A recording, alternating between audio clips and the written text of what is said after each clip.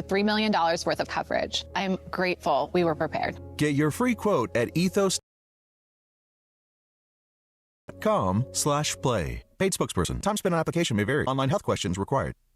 Less than 4 in 10 kids aged 6 through 12 are playing sports regularly. 4 in 10 kids? Let it sink in. Just 4 in 10 kids. ESPN is building a nationwide coalition powered by Disney called Take Back Sports, with the purpose of training more coaches, expanding access, and creating community-driven sports programming that puts kids and fun first. We're working on that story. We hope you'll join us. Visit takebacksports.org to learn more. Hey, it's Wendy here. Are you looking to rebound from your high-interest credit card debt? A SoFi personal loan could help. Consolidate your debt with a SoFi personal loan into one low monthly payment, and you could save money on interest over time. And with as soon as the same day funding, you could hit the ground running ASAP. Apply today with no fees required at SoFi.com/debt-rebound. Loans originated by SoFi Bank. NA member FDIC. Terms and conditions apply. NMLS 696891. Fast funds terms apply at SoFi.com/debt-rebound. Shohei Ohtani's interpreter was fired today. Ippei Mitsuhara ran up gambling debts to a Southern California bookmaking operation. The inside story of the biggest scandal in modern baseball. He was absolutely bananas, the amount of bets he was making. I've never seen anything like it. From 30 for 30 podcasts, this is The Betrayal of Shohei Ohtani. Presented by Gusto. Episodes 1 and 2 available now. Listen wherever you get podcasts.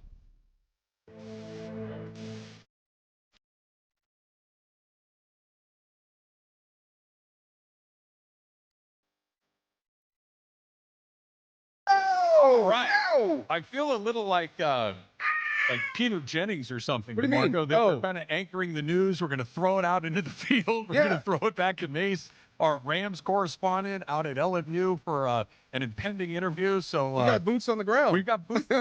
Exactly right. We've got boots on the ground.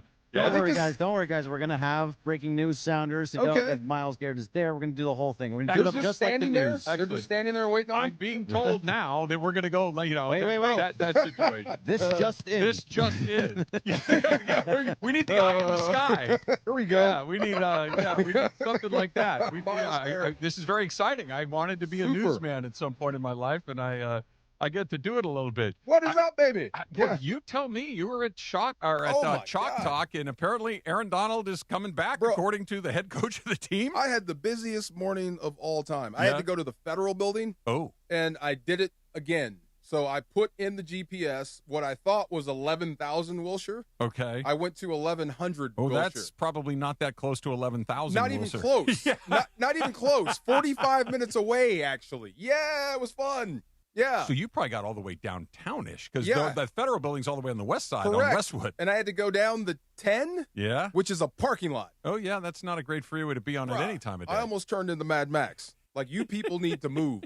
I have places to go. Why are you going this way? You know what I mean? Yeah, why are you all going the way I need to go? Yeah. But we made it. I went down to the Federal. I got my daughter with me. Yeah. Went down to the Federal Building, right? So when I get there, and mind you, it's like 9:30, and I got to be back at LMU for Chalk Talk. At LMU. At what time? At noon. Oh, okay. So your window's getting tighter. Right, and we're sitting with the coach. Yeah. So I got to be there, right? Yeah. So the first security guard I saw, I went up to and said, I got to. At the Fed building. Oh, yeah. Did he recognize you? Well, I got all the Rams gear on. Okay. And I said, I got to meet McVay by noon. And he was like, are you one of the Rams coaches? Yep. And I'm like, yes. Yes. For the purposes of this conversation, I absolutely am. Yes, I am. Absolutely. You should have said, do you know who Raheem Morris is? And if you said no, go, I'm Raheem Morris. Right. He went on the mic and said, look, I got one of the Rams coaches out here. My daughter looks at me. I'm like, shh, say nothing.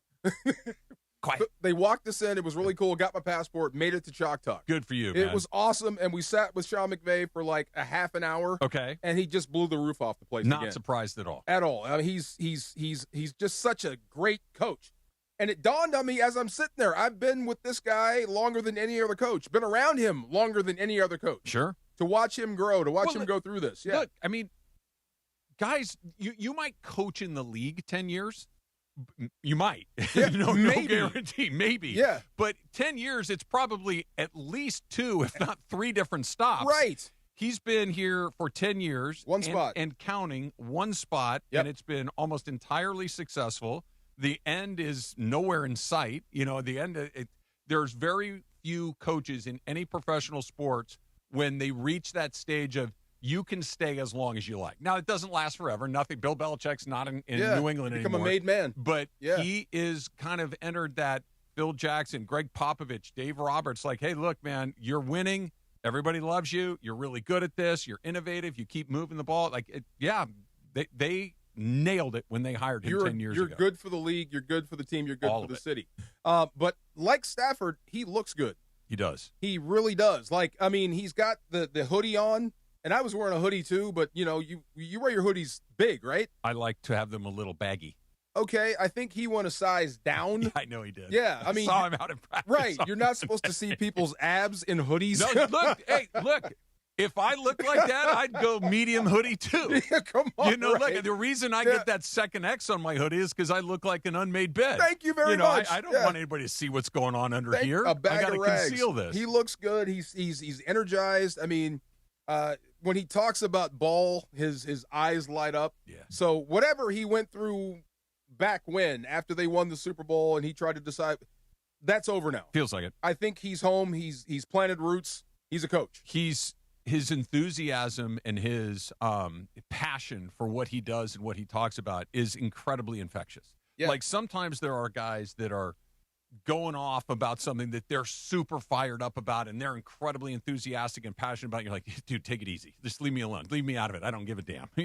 Not with him. Like with him, you're drawn into it. You get as enthusiastic and passionate about it as he is, just because he's so authentic in his enthusiasm. He's so authentic in his passion that it doesn't feel like he's trying to sell you on something. It's just, this is how I feel about it, and you get pulled right along with it. The worst thing you can ever say to me is call me media. Yeah. So every now and then when you're talking with people, just you casual are media, stuff. you know that, right? I am not media. See? Stop that. I am not media. What are you then? I'm DeMarco, damn it. Okay. Yeah, That's all who right. I am. I'm DeMarco, right. damn it. I'm DeMarco, damn it. That's terrific. So we're just talking about, him, talking about Les, talking about everything we just talked about. Yeah. And somebody will let something slip. Like, it'll just drop out. Like, they're still pissed about what happened in Seattle. Now, they'll never say that because they can't. Mm-hmm. But that's what's driving them, that the competition. So the get back is real. Losing to Seattle hurt them. Sure. Badly. Losing to New England changed everything. Yeah. That's how we got to here. Now, losing to Seattle has spurred on this football team. So this is the guy that's the right attitude for any head coach. You know what I mean? It's about getting back or getting those losses. Finishing the job. Exactly. Yeah, that stuff, that's what's permeating through him right now. And this is why pro sports are so hard, because there are no guarantees that you're going to get a chance to finish the job, right? That what happens one year very rarely has any connection to what happens the next year. It's why it's so hard to repeat. It's why it's so hard to, when we talk about the Dodgers, that they're going for 3 in a row, like it changes all the time. Like you never have the same team 2 years in a row. Everything changes. Guys get hurt. Guys get older. Guys leave. Like all of these sorts of things kind of pop up. But this is one of the rare, I think, exceptions to that rule where they're rolling back most of what they had last year. Mm-hmm. They've gotten better in the areas where they needed to get better. They added arguably the best defensive player in the whole league. Mm-hmm. And they might add maybe the greatest defensive player of all time. If he comes back, yeah. Yeah. Well, you just said that he said that he is coming Well, we'll back. see. It's still 50-50. But, Yeah. I mean, even the young guys, they've all gotten experience, and they've all gotten better. Like I said, you should have your foot on the gas. Like Scooble. Question real quick. If he does come here and you do the three-peat, how do you integrate him into the three-peat team? Or do you just celebrate this one? Both.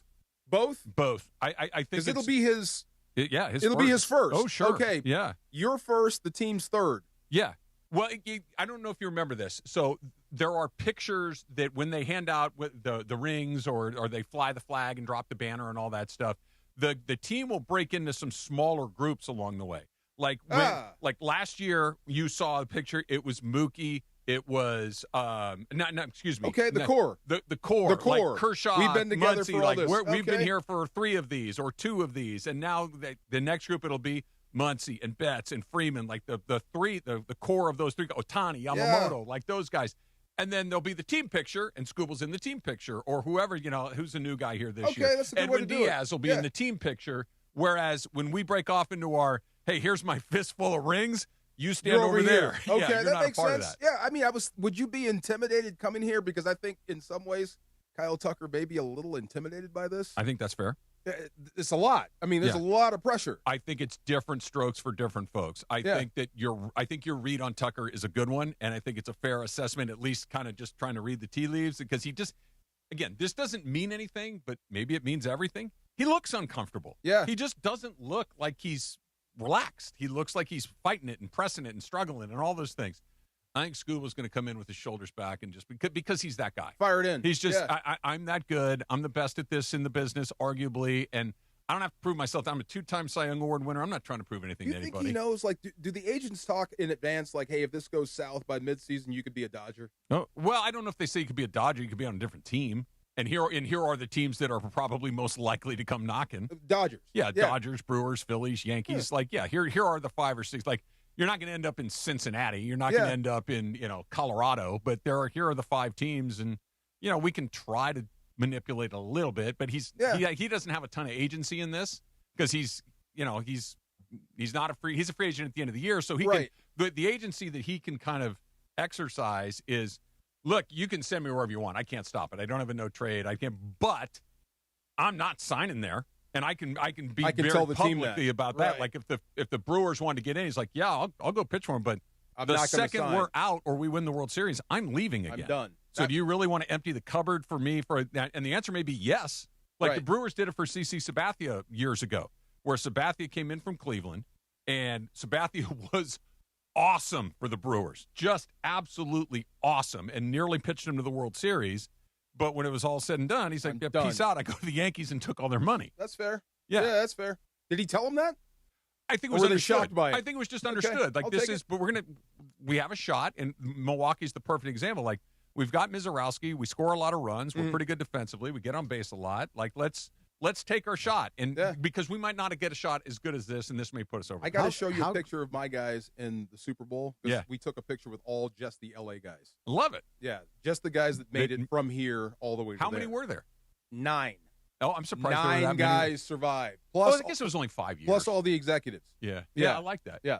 I was just going to say that how crazy would that be if CC Sabathia just looked at the Brewers afterwards like, hey, man, I'm out. That was it. That was cool. Like, but no, I'm done. I'm out of here. So what you're saying about this is the same. It's the same situation as Scuba. It's exactly the same. I would stay if I'm him. But like, why would the Brewers then give up all this? Is it just for the opportunity to win it this year and then just not care about next year? Because the window for the Brewers is open so infrequently that when it is, you better try to force your way through it. Right. That if you're the Dodgers or the Yankees, like, our window is going to be open a lot more than it's closed. Mm-hmm. So we can be a little bit more careful when it comes to kind of going all in. When the Brewers are close, you got to go for it. Once every 10 years, you have a team like this. Yeah. I mean, they have the team. They have They're good. Very, very good team.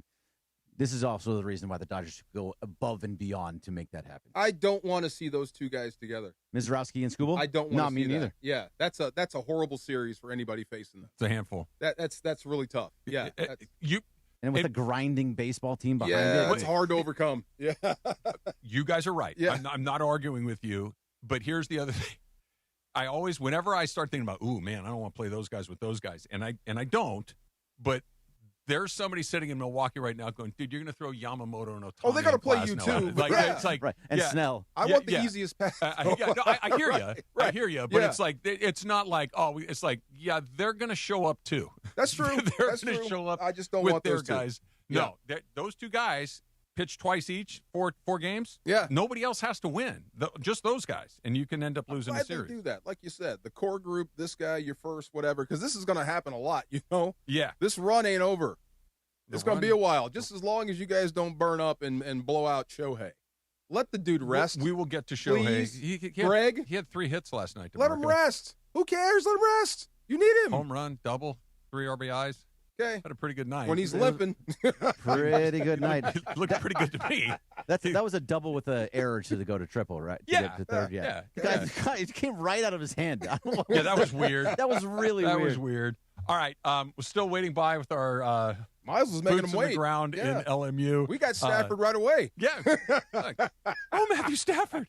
He knew that I was waiting for him. He There didn't you want to go. keep his That's number right. one fan waiting too long. He knew I was right there. Greg's sitting in for Laura today. DeAndre's here. We'll check in with them as well. But let's go back to the Rams and talk about, one of the few questions they have is who is that third guy that's going to be next to Devontae and Puka. We'll get into that coming up next. It's DeMarco and Trav. Greg's here on a Tuesday on 710 ESPN. Mornings in LA start with Sedano and Cap. Yeah, my daughter yesterday, she came home and she brought in like this giant challah, and then she made challah French bread. toast. Weekdays starting at 7 a.m. on ESPN LA. Challah French toast. What's challah? Like it's not like challah. It's more like challah. So it's like a Jewish style bread, like a big loaf of bread. And the man. challah is a big deal for the holidays. It's kind of like it looks like a trenza. It looks like a trenza, but it's bread. That's what it is. I was going to describe it a little differently than a trenza. I was going to describe it looks more like a football. No, it looks like a football in a plastic bag. Laces the football, right? Yeah, that's right. I got it. She actually put Nutella on the French so, toast. Bergie, that's not kosher. Sure. Yeah, I don't think it's not. Did you put butter on it though? I did put a little butter on the French toast. Was it kosher butter? No, I don't know. It was Lando Lakes. I don't know. The morning show with Sedano and Cap. Weekdays starting at 7 a.m. on ESPN Los Angeles. The summer savings are heating up at George Chevrolet. Lease a new 2026 Chevy Equinox LT for just $259 per month for 36 months and just $4,080 due at signing. Visit George Chevrolet off the 91 freeway, Lakewood exit in Bellflower, and GeorgeChevy.com. Chevrolet, together let's drive. Offer on approved credit through GM Financial and requires a current Chevy lease and household, plus tax, title, license, registration, government fees. Down payment includes $85 dealer doc fee. Vehicle subject to prior sale. More than 5 available at this price. Offer ends 8/2/2026. Call 866-949-4805 for details.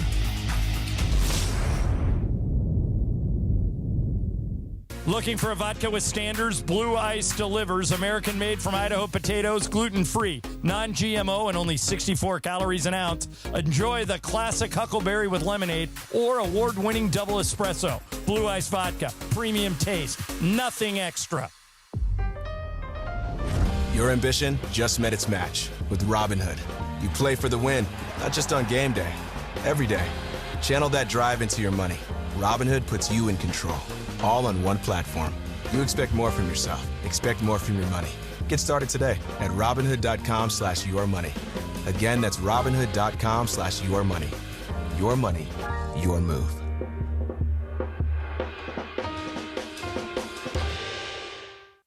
In a contracting business, you're either growing or you're grinding. Success is no longer about hard work alone. It's about using AI to accelerate impact. ServiceTitan is the only integrated intelligence that seamlessly automates your entire workflow, from first call to final invoice. Born in the trades, built for visionaries ready to stop operating and start automating. ServiceTitan, AI for the trades. LAFC is on a roll with 4 straight wins, and now it's a showdown at the top of the Western Conference. Is gathered and it's scored again! Son Heung-min and Denis Bouanga are both red hot, scoring in 3 straight matches as the black and gold take on the Vancouver Whitecaps, with both clubs tied at 33 points. Denis Bouanga is absolutely red hot. LAFC versus the Whitecaps. Coverage begins Saturday at 4 p.m. on the ESPN LA app. It's DeMarco Farr and Travis Rodgers.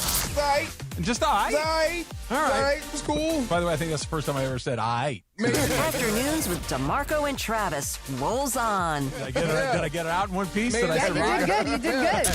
Back to the guys. Can't hold Miles Garrett, huh? Swim move, rip, spin. Can't hold him. What's he doing right now? Where is he? I was telling Greg. Not Greg is talking to the media. Greg is hot. Greg is mad. He may have a bump or a bruise. I was telling him you're going without pads with helmets. That's when you get most of your bruises. You don't have pads to protect yourself, so a helmet lands on your shoulder. That's a bruise. So when you have a bump and a bruise, do you have to get it within the first 5 minutes of it happening, or can you wait 10 minutes and talk to the media and then go get that? It may be hurting him. Oh, like he may need to go get treatment because it hurts. Greg's like, Who cares? You're telling me well, a guy the every size of Rams Miles fan Garrett. on the face of the earth cares. That's who. Right. Yeah, Thank you. Yeah. Like, I would like him to get some ice on that bruise if it means, now, could we wrap it in ice and have him talk at the same time? Sure. See, that's what I'm saying. Like I love Miles. I think he's going to be tremendous for this team. And I don't want him to be hurt. I'm thinking about the content. I'm thinking about ESPN LA. I'm thinking about what we're supposed to have on here and what we want to do. We talk to him one time per year. We don't bother you during the regular season. Yeah. We don't talk about any time. I'm with you. You know when we talk to you? When? At Rams training camp. I'm with you. Don't even ask. If I were a bad guy, you know what I'd say? What? I got Matthew Stafford on time. Oh, immediately. Walk right over. Yeah. Trent McDuffie. Right there. Right away. Yeah. Actually, Beat me to the Matthew set. Stafford. You're right. I'll just say Trent McDuffie, he was not there right away. He went and signed autographs first and then came over right away. Maybe that's so what Miles is doing. a good guy. Yeah, maybe that's what he's doing. And this has nothing to do with Miles, by the way. This is not a Miles thing. I think I think there's other things. It's nothing personal. It's Is just, it? Yeah. Is it? Or is it? We're still waiting. No, we're gonna give it another 10 minutes. Okay. It's camp. It's camp. in. We're Things not happen. ready yet. Oh, there we go. Is that him? No, we're not ready. Oh, God. Breaking news. Breaking No news. news. Right. Yeah. Do your helicopter again. There you go. I like that. That's pretty good. Flying over LA. That's pretty There we good. So you did Chalk Talk with Coach McVay and Cappy and earlier Cappy. today. Yes. Well behaved. What else did he talk about? What else did McVay get into? Was there anything that made you go, oh, you mentioned the Aaron Donald thing. That popped. I'd say that him saying Donald's coming back is poppy. You know, I asked him To a about fan. What is it like to face guys like Myles Garrett? Like when you're prepping your team, because you always show video of what's coming. Like this guy here, this guy here, this guy here. This is what we have to prepare for. When you have to line up against a guy like Myles Garrett, how do you kind of toe the line between respect and not giving him too much respect? Yeah. Like telling your guy, I don't think you're good enough to block him. Is anybody? Well, I would tell my guy yes, because, and I did some research, they played Myles twice since McVay's been here, and they beat him twice. Okay. AJ shut him out. Alaric Jackson shut him out at 0 sacks. Excellent. I think Myles Garrett's had 1 sack against the Rams. So, but he's like, you have to tell him what's coming. You have to have the player be respected for what he can do, but you also have the ultimate confidence in your guys and the protections and what we do. Like, it doesn't matter who's on the other side. I asked Stafford about that on Monday when he came over, and I said, I kind of asked the question, I forget exactly how I phrased it, but it was something along the lines of when you are playing in a game, and not necessarily in practice, but in a game, and you line up and you're looking to your left and there's Myles Garrett, and you're looking to your right and potentially there's Aaron Donald, and you got to figure out what it is. And he kind of laughed and said, yeah, it's a lot. And then he kind of transitioned into the practice part of it. I was like, but you need to give him looks. Like, you can't just put a tackle over. He's never going to see that. Like, Right. you need to put something over there so he can get the work that he needs to get in, because he knows that he's going to get chipped and everything else, that he's got to get the looks that he's likely to get as well. Absolutely. Chips suck, man. Oh, God. You know what chip blocks are? Yeah. When they come out of nowhere and Right. just hit you from the side when you Right. can't be – it just gets in your head. That's like brushing guys back in baseball. It just gets in your head. You're looking for it instead of attacking that dude. It's the second thing I got to consider. Absolutely. Yeah. When I played, it was all hard counts. I got chipped some, but their game plan against me was hard count. Yeah, tried to get you to jump. Oh, my God, because once I did, I'm screwed for the rest of the day. You mentioned that was not your strong suit. It's a virus. Yeah. It happens. I mean, once you jump off sides once, you just keep doing it. You know what I'm saying? It sounded like it was on one. How much easier would it have been for you if you had Aaron Donald and Myles Garrett on the line with you? Like, so much easier. Like, what would change in that situation? Okay, so this is the thing I was saying about Myles Garrett. Myles Garrett has 121 sacks or whatever it is, and he's never had anybody to take the heat off him. So he's getting sacks the hard way. Yeah. If you have Aaron out there, you have to balance up the rush. Now Myles Garrett gets singled up more often than not. So that sack record could go to 30. I was just going to say, and he got 23 sacks doing The it the hard way. Yeah. Right. If And AD comes back, look, oh, my God, if yes. AD comes back, I think we all understand what that means. But let's just play the opposite. Let's assume that he just decides, you know what, in my heart of heart, I'm not ready for this. I'm not going to come back. Okay. Braden Fisk, Kobe Turner, like Byron Young, those guys can go get the quarterback too. True. So he's going to get some help. Maybe it's not Aaron Donald level help, but that defensive line, even without 99, is still incredibly potent. Absolutely. I would love to play with Aaron. If I get a center's butt instead of his face, awesome. So I guess you know what I mean? So I guess what my question is, because like the Puna Fords and the Byron Youngs and the Braden Fisk that you're talking about, with those two on there, how much easier is it for them? Like, what changes on the line for Byron those Young guys? is the guy I think could pop big because he's going to be singled up. If Aaron comes back and you've got Garrett out there, plus the other two, whichever guy's in there, he's probably going to be the guy they single up with your best left tackle. You know what I mean? Depending on where Myles Garrett is. So the backside of that guy, I expect you to erase Byron Young one-on-one because we have to commit these guys I have no to other that guy. choice. Right. And I think he has so much experience now coming off a Pro Bowl. I think he's getting ready to light it up as long as he stays healthy. Yeah. Something else that crossed my mind. There's been 2 big injuries along the D-line in the league so far. I think the Saints lost a guy, and Denver lost a guy. If AD comes back and you have a dearth of tackles, you can't keep them all. One of those dudes may be going someplace. You know what I mean? Yeah. You can't. You're not cutting Puna. No. Between Fisk and Turner. Right. Both young, both really good. And you might not have enough room if AD comes back. Yeah. I'll use the baseball expression. These things tend to take care of themselves. Of course. That this stuff has a way of the water seeks every crack, right? Yeah. It just, all right, we got to up. Next, somebody's down.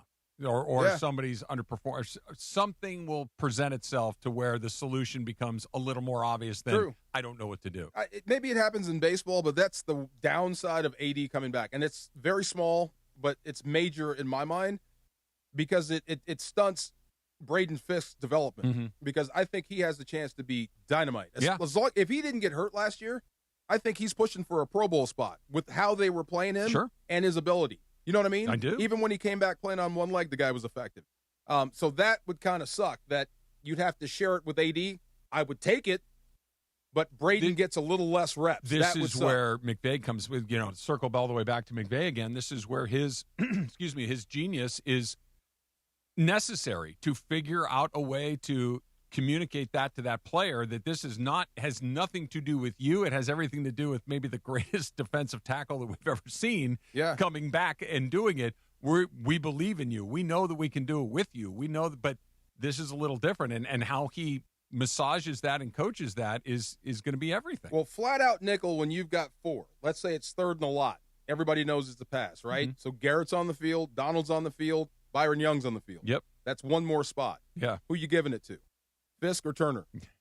Exactly.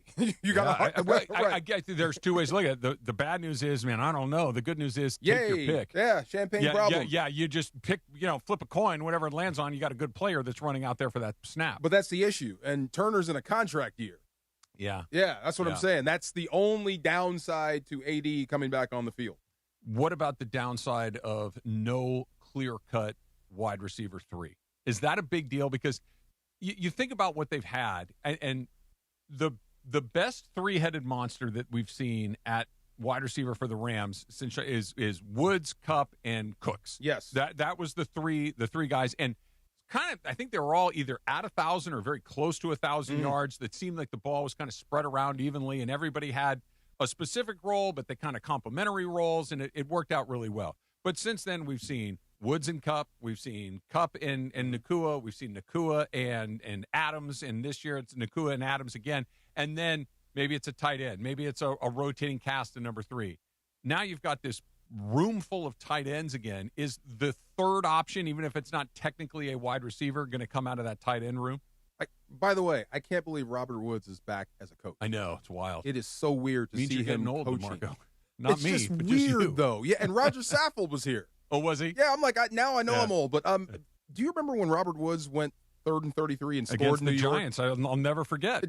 Pow! Yeah, right. Yeah, This it was a guy's little insane. screen pass that was meant let's just get off the 3rd field, and he 33. housed it. That's the first thing I said when I saw, hey, 3rd and 33. Yeah. But McVay offered this in Chalk Talk, so he was saying he wanted to go 11 with Woods, with Kupp and Cook. That's what his game plan was, but he couldn't really justify taking one of those guys off the field because they were all so good. 1,000 yards each. And he answered this through a question about his tight ends. So I think what he's trying to say is there is no third receiver yet. Those guys are still in development. Weddington is still developing. Mumfield is still developing. But these tight ends can be a problem. They have been for the rest of the league. And I can tell you as a defensive player, I hate freaking tight ends. Why? Because it keeps you off balance. It keeps my heels in the ground because I don't know which direction you're going. Everything's a run threat, and it's hell to coach against because if I go small against you, you run the ball. Yeah. If I go big, you run past me. It's a nightmare to cover. Then I have to go single up on the outside because I have to bracket off these tight ends, and I'm singling Puka and Devontae. Good luck with Good that. luck with that. Right, Yeah. that's what I'm saying. Tight ends are a nightmare, so I would expect more 13 personnel versus 11 for the Rams. Is the 13 because they don't have the third wide receiver, or is the 13 just because they kind of fell into it and it's like, hey, this works really well. Let's just keep this thing rolling as long as we can because, to your point, nobody's really figured out how to match up particularly well with it. It sucks. I mean, you drafted a tight end in the second round for like the last 2 years. I think maybe Tyler Higbee being here this long has surprised some people. Yeah. And the way Colby Parkinson played last year He surprised popped. some people. Right. Yeah. So, I mean, I think you kind of fell into it, but you supplemented it at the same time. But versus different defenses, how they're constructed, you're going to need that third wide receiver. You know what I mean? Sometimes tight ends aren't enough. Sometimes you need that speed on the field. So Mumfield or Whittington or somebody, is it C.J. Daniels? C.J. Daniels from Miami, yeah. They really like him. He's Yeah. very long, he's very lanky, and he's very mature already. Even Sean McVay pointed that out. He's got a great backstory. He didn't go into it. He's got a great backstory. He loves the game. So look out for him as well. Is there a guy that was kind of like Demarcus Robinson was a few years ago, where he was just always found himself open in the backfield, in the opposing backfield? Or is it a guy like Terrence Ferguson that kind of that's your tight end situation? DeMarcus Ferguson. I'm losing. I said DeMarcus Robinson. DeMarcus Robinson. The guy from Baltimore Oh, came my in. God, the receiver. It seemed like all he did was catch a Oh, touchdown yeah, every exactly. week. Or is it a guy like Terrence Ferguson that's going to be that? So it's different. His two only different guys. problem was he can only line up in one spot. This is what the quarterbacks go through, and young guys. Like, it was too much for him to learn all three spots, so he could only play X. Okay. Does that make sense? Sure. So that's why it always seems like he just caught touchdowns, because that's the only time you can put him out there. Hey, I need you to go out and play slot. I don't know slot. I need you to go out and play the Y. The Y position. I don't know that one. Yeah. I know X. Yeah. You know what I mean? Yeah. Some guys are cool like that. Yeah. What was your other question? Terrence Yeah. Ferguson, who's also on that tight end. You haven't mentioned it. Is that he's someone that could be that third guy? Because My he's more guess- of a wide receiver, tight end. Yeah, my combo. guess would be if you're going like a tight end to be a third wide receiver, it would be him. Well, he seems to be the most athletic of the group. Yeah. Like, he's the guy that can get down the field. I think he's the guy that can make – because we saw some really acrobatic catches from him, like not tight end kind of stuff, but Over more the- like yeah, over the top stuff. Yeah. And he can run, and How do I he's say a this? big guy. He's got some Jason Williams in him. Which Jason Williams? The white chocolate. Okay. Yeah, he's got some Jason Williams in him. Okay. You know what I'm saying? He got some flavor? He got some spice in there. Okay. Yeah. Like, we need to check your family book. We need to see all the pictures. Yeah. Wait a minute. Hold on a second.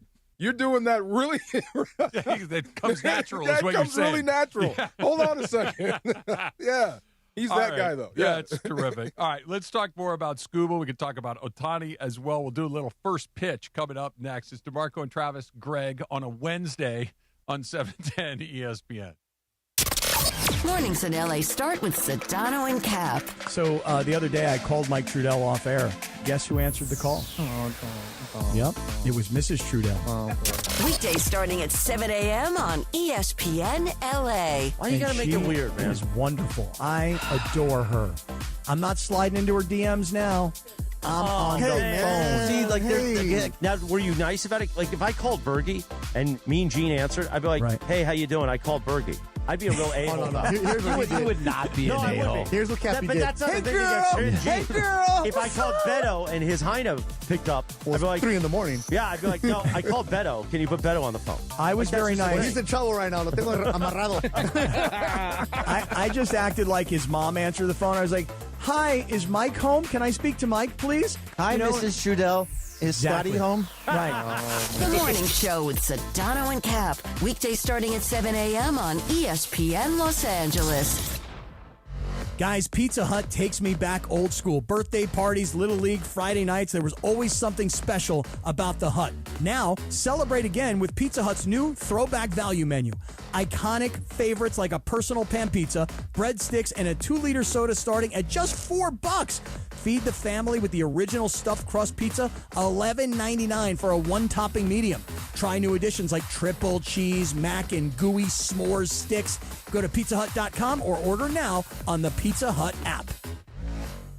Hey, LA, it's Bethel Duran, and let me tell you about the summer deals that are sizzling right now at Northridge and Wonders Toyota. How about a brand new 2026 Tacoma for just $259 a month for 36 months plus tax? $259 for a brand new Toyota Tacoma? It's got to be Northridge and Wonders Toyota. Lease based on 2026 Tacoma model 7146. Total SRP $39,199. Lease and purchase amount of $29,007. $49.99 due at signing includes first month's payment and $750 acquisition fee. Security deposit may be required on approved credit. Tax, title, license are extra. Excludes dealer doc fee of $80. Offer ends 7/31/2026. My name is Whitney Allen, and I'm a widow. My husband, Ryan, died. We never thought we'd ever have to use life insurance, but the unexpected happened. With Ethos, signing up was fast and 100% online. You can get a quote in seconds, apply in minutes, and get same-day coverage. No medical exams, and you can get up to $3 million worth of coverage. I'm grateful we were prepared. Get your free quote at ethos.com/play. That's ethos.com/play. Paid spokesperson. Time spent on application may vary. Online health questions required. In a world parched for excitement, one drink will emerge. Twisted Tea, the refreshing thrill ride of flavor. Recreating its classic role as the hard iced tea that goes down smooth. Twisted Tea doesn't just taste like real iced tea, it's made with real brewed tea and a 5% kick of alcohol. Taste the adventure with Twisted Tea Hard Iced Tea. Keep it twisted. Twisted Tea Brewing Company, Cincinnati, Ohio. Please drink responsibly. It's DeMarco Farr and Travis Rodgers. I can't dance at all. What did you call it, Funchy? The Caucasian two-step. Yes. That's what I got. I got What's this. the Caucasian two-step? The white man's overbite? I got that too. Afternoons with DeMarco and Travis rolls on. Back to the guys.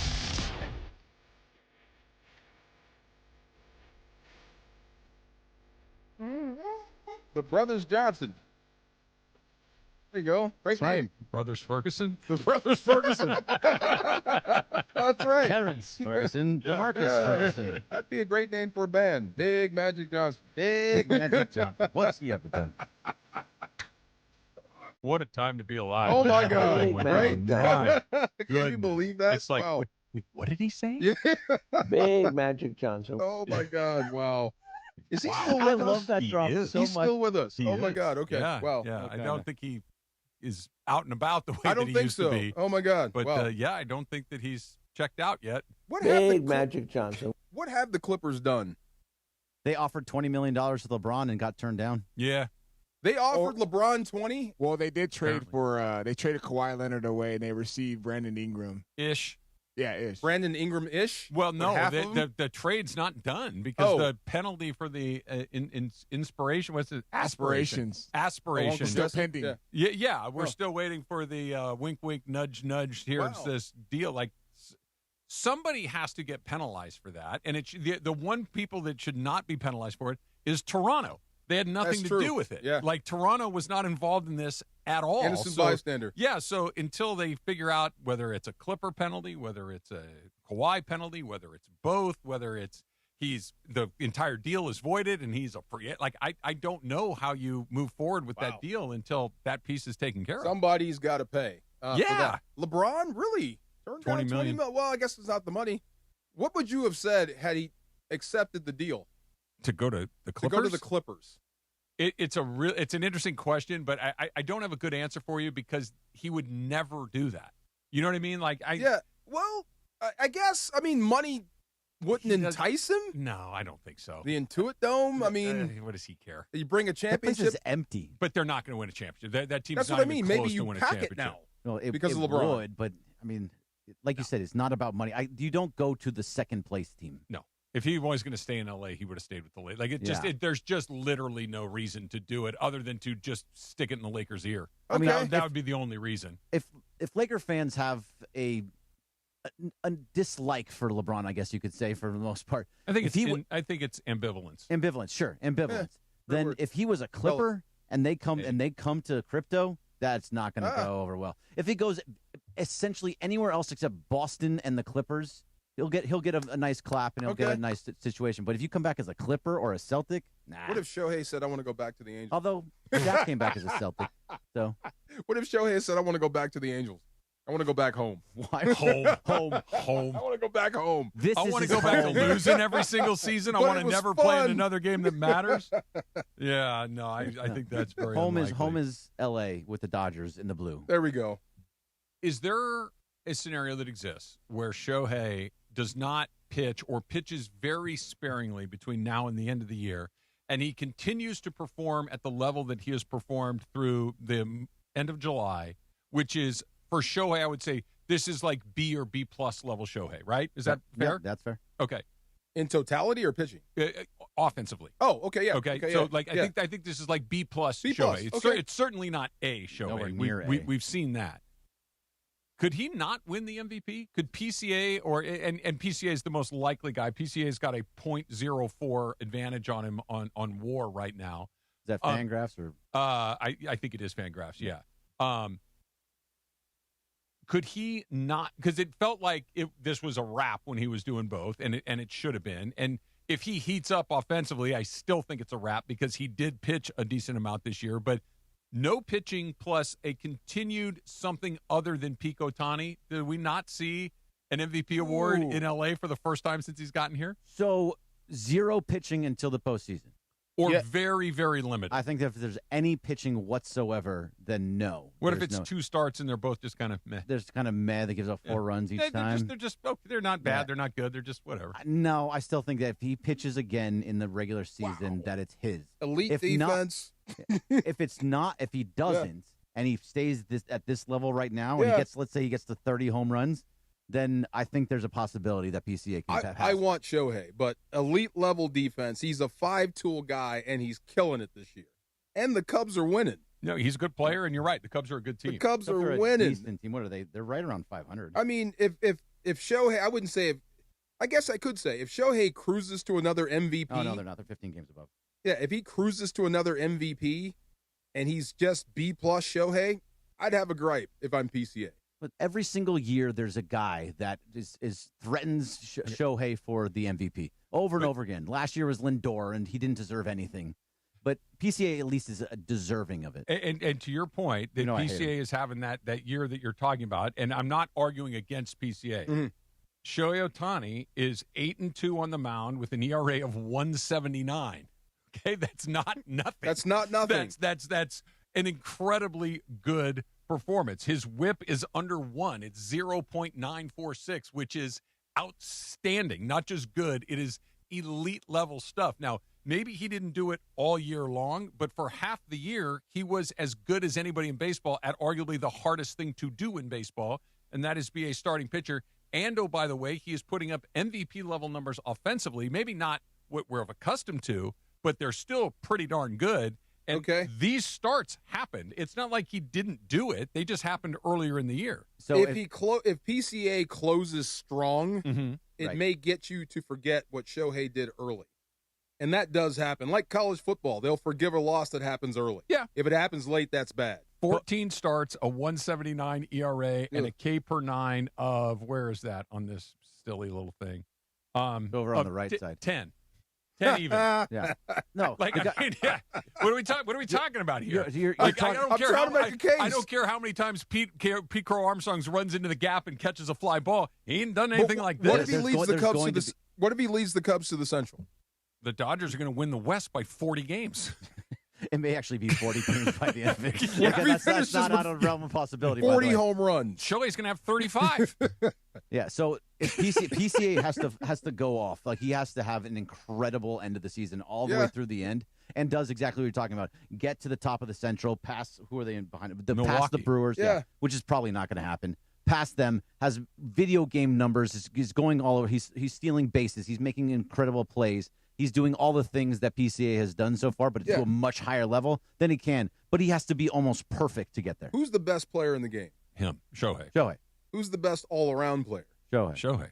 All around, including defense. What, does pitching not count? You're right. Yeah. You almost cursed. You got to relax with that. You can stay on the show. Sorry, you're right. Dang. Yeah. I mean, it counts. You're right. Okay. Yeah. There's your discussion right there. That's what I mean. And one of my goals here on the DeMarco and Travis show is to make sure that we never, ever normalize what this man is doing. You're right. That Yeah. we never, ever just go, oh, he only pitched half the year. Right. He pitched half the year and was the best pitcher in baseball for that half the year. All right, is there a thing of like fatigue in the MLB? So that's interesting. So with the NBA, like Jokic, there could be multiple times you can make a case where he can win back-to-back MVP titles. But there comes a point you're like, well, we're tired of just giving it to this guy. Even though how good he is, we're just tired of giving it to him. Does that apply in MLB? Like Shohei can win it every single season if he really wanted to. But I feel like there's gonna be a point MLB is like, Yeah, the answer is yes, but for instance, Barry Bonds has 7 MVPs. Should probably be 10. And the only reason he doesn't have 10 is because I think of what you're describing, and you say, you know what, Jeff Kent, you can have one. Right. And I forget who else broke up that streak. But the difference between what you're describing, D, and what Ohtani is doing, like, you rarely see somebody that is at that level for this long in that sport. You'll like Mike Trout had a run, I think in 5 years he won 3 of them and was real close the other couple of years. But then it kind of started to change a little bit. Like, you don't have a run like Jordan where he's just the best player in the league for 10 solid years, right? Right. And baseball does, usually if you get a 5-year little block like that, it's pretty remarkable. Well, he's closing in on 10 like this, and I think that's why the fatigue thing is less likely to happen in baseball than in basketball. I think he has to keep pitching. You got to keep reminding people. Yeah, I think that's a good point. Yeah. The idea of like this, I love the college football analogy. Yeah. That what happened in April, May, and June, yeah, it happened, but it's 3 months ago. But if he comes back and pitches a little bit and it's decent, and again, if you just said at the end of the year, I didn't tell you how long it took him to do this. If I just said he finished the year at 8-2 with a 1.79 ERA, 10 Ks per 9, and a WHIP under 1, you'd be like, did he win the Cy Young? Right. That would be your question. Yeah. It would be like, well, okay, how many games did he start? And then he's like, well, it's all front loaded, but it still happened. It still happened, yeah. But center field, they just have more of a chance to make these wow plays. They wound up on TV. You know what I mean?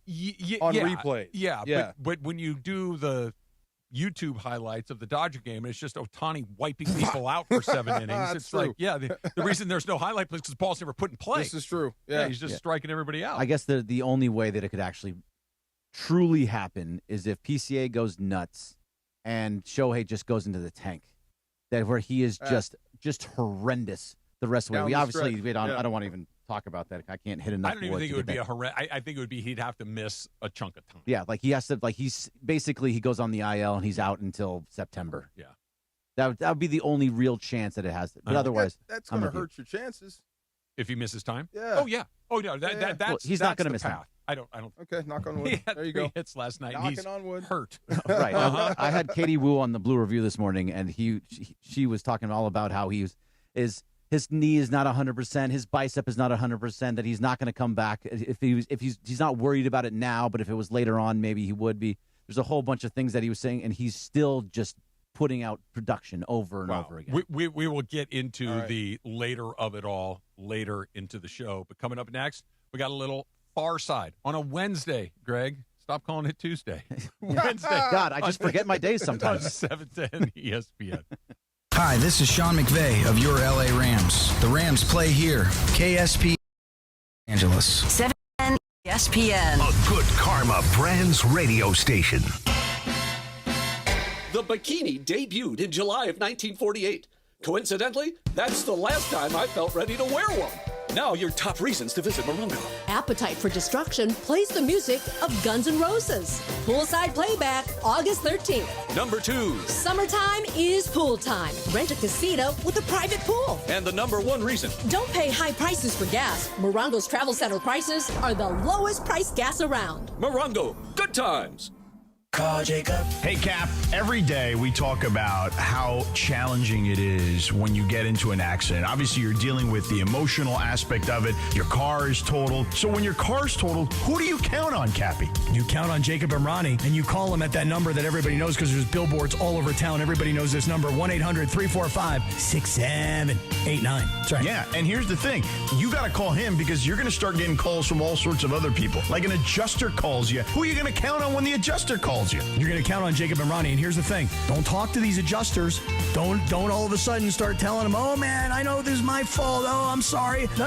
Don't talk. Do not talk. You call the number, 1-800-345-6789, and you let Jacob do the talking. You call Jacob, 1-800-345-6789. Accident or injury, call Jacob and Ronnie. Call Jacob, 1-800-345-6789. Call Jacob. Hi, it's Ramona Shelburne. Right now, lease a brand new 2026 Hyundai Palisade SE for just $299 a month. Comes with owner's insurance and America's best 10-year, 100,000-mile powertrain limited warranty. Take it from me. With next-level customer service and incredible dealer incentives, your next Hyundai is waiting for you at Hyundai of Glendale. Call 818-222-8000 or check them out at HyundaiofGlendale.net. $299 per month plus tax. Close annual lease for 24 months. $47.49 total due on signing plus government fees and taxes. Unapproved above average credit through HMF. There's no security deposit. 7,500 miles per year. 20 cents per access miles. Expires 7/31/26. And it is the DeMarco and Travis Afternoon Show right here on ESPN LA. The Far Side. And it's time for The Far Side, presented by our friends at Highlands. The Far Side. Weekday afternoons at 4 p.m. Time for The Far Side with DeMarco Farr, right now on the Travis and DeMarco Afternoon Show on ESPN LA. Travis, how much do you think about LeBron? More than I'd like to admit. Me too. Yeah. Yeah, a lot. Yeah. You guys too? We talk about LeBron constantly. I don't think you can do what we do for a living and not have him be at the front of your mind more often Always. than not. Yeah, right? It's really hard. Is it obsessing over him? No, it's other people obsessing over him and putting it on our social media and putting it on the TV and putting it everywhere else so that we're constantly hearing things about him. Like the Clippers thing. They came out on social media this morning, oh, he was offered $20 million, and then all of a sudden it gets in my mind again. I hear you, but it's also, look, name a more famous athlete than LeBron James. Messi, maybe? Yeah. Ronaldo, maybe? In America or guys, world? Yeah. Just Yeah, both. the World Cup guys, maybe. Both. They're just, he's on the short list still. Tiger Woods. Sure. Okay. But I mean, that's what we're talking about. He's one of the 5 or 10 or 2 most famous faces in sports. I thought we were done. We're not going to be even when he retires because we'll have some time. We'll have to debate his legacy after that. Like, this will outlast us all. Oh, my God. I'm not arguing with you. I just caught myself thinking about him going to get a passport. Yeah. Thinking about LeBron. I don't know why. Maybe somebody had a jersey on. But if he did retire tomorrow, what do you think would take his place as far as your obsession? In the NBA or just in Just period. In general? So it doesn't have to be sports. Anything. We have said LeBron more than any other name, any other sports team. I can tell you who it is for me. Who would it be? Oh, Ohtani. It probably, Okay. in my mind, it probably already is Ohtani. Like, I think he might be number 2. I think Ohtani, because of my podcast, because of what we do here, like, Ohtani is front of mind all the time. I dream about all Ohtani. the time. Like, Ohtani is number 1 for me, but LeBron's not far behind. Wait, pause. What did you say?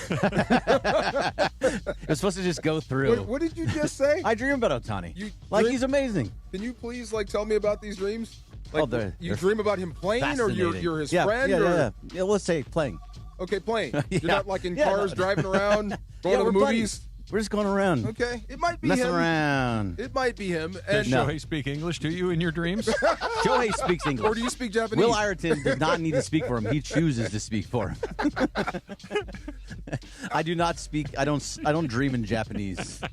But again, I don't want to I just picture. Yeah, sorry, go Mark. ahead. I just I'm picture trying not Ohtani. to think about I it. just Yeah. picture Ohtani and Greg's team's like, so Greg, what are we doing today? Like that, like a voice like mine. Hey, you Like, wanna go play a round of golf? No Japanese accent, Right. nothing. He's just like, I was thinking we'd go grab a bite to lunch, maybe go hit a bucket of balls. What do you think? I got a tea time. You want to go? It's at never heard 7:45 in the morning. I dream about Ohtani. All right, That's I'm awesome. done with Greg's dreams. That's Go. so funny. But no, I don't want to keep beating this dead horse. But now I hope that Stafford moves into that sort of conversation because he has still yet to write his national narrative. That's the thing. Isn't that true? Like, what is his national narrative right now? It's ongoing. Another thing we talked with Sean McVay about. Yeah. It's still being written right now. So it's basically what he does from this point on to write the narrative. Does that make sense I to think you? he did a pretty good job last year winning an MVP at, 36 or 7 years old or whatever he was, like for the first time. That's pretty remarkable. Remember that table question we had? Tell me LeBron, again. Oh, yeah. Luka, and Yeah. Stafford walk up. There's one table. Luka. Right. Yeah. How soon before you get to Stafford? He's going to have to sit at the bar. And this is the MVP of the league. I know. That's what I'm saying. I know. It's still been written. But think who you're comparing him to, right? You're not comparing him to other football players in this town. You're comparing him to, and not just to basketball players in the town. You're talking about global celebrities. LeBron James is a global celebrity. Luka Dončić is a global celebrity. They're not just basketball players here. Yeah. LeBron James walks into that restaurant in Timbuktu, they know who he is. Luka Dončić walks in and he's playing. Matthew Stafford goes in that restaurant. They're like, it's just a tall guy. Okay, globally, yeah, but in this town, that you should know him. Everyone should. I think they do. We should see his face more. He's just not on that. Those guys' level is so rare. This and is it's true. No slight to Stafford at all. Yeah. Like Freddie Freeman's not on. Like Mookie Betts is not on that level. Good point. It's just Great they're point. just not there like LeBron James and by the way, Ohtani. he's holding the most valuable player statue in the most powerful league in the country. Yeah. You know what I'm saying? I do. He should be here. Yeah. Yeah. Anyway, I'm I sorry. understand Yeah. your point, but Yeah. Ohtani and LeBron are just on a different Tough level. town. Yep. I'm just saying, like LeBron too. Like he grew up like right into stardom. Like he was crowned. This other guy has been first pick everything since he was born. I know he has. Everything. That's what I'm saying. Shohei, 5-star, first pick in the draft, highest paid guy. He's been that dude. Made more money than anyone else. A lot more money than anyone else since he's been here. I know. It's That's crazy. what I'm saying. It's wild. It's wild. It's wild. But like I said, tough town. So it had me thinking, like, do I obsess about LeBron? Because I do talk about him a lot, and I do start my day looking for a story about LeBron. Sure. Isn't that wild? And I get it. And I spent the last month saying I can't wait not to do this, and I'm still doing it. It's hard to break up. It is hard to break up. You're exactly right. It is so takes hard to some break time. up. Oh, my you God. can't just say, okay, I'm done liking you. You got to actually go move on with the rest I of your can't life. quit you. I wish I Right. knew how to quit you. Yeah. I wish he would have taken that Clippers money. That would have been great. Would have been awesome. Would have been fun. Oh, my but, God. yeah. What if he brought a championship to the L.A. Clippers?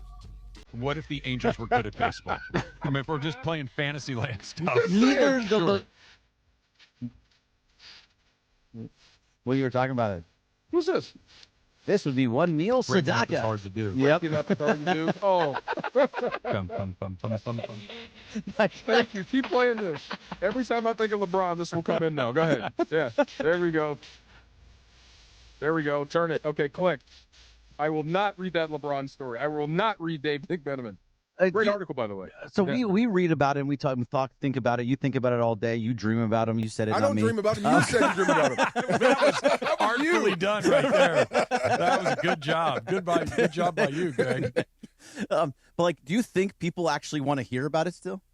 Like on the Yeah. radio, like while Even we if talk they about hate when him, I we're think talking they about the do. radio, do Yeah. you think that people are listening right now and being like, "Oh, I really want to hear more about LeBron"? No, I don't think they think that thought. But when they hear his name, their heads turn. Their ears perk up. Yes.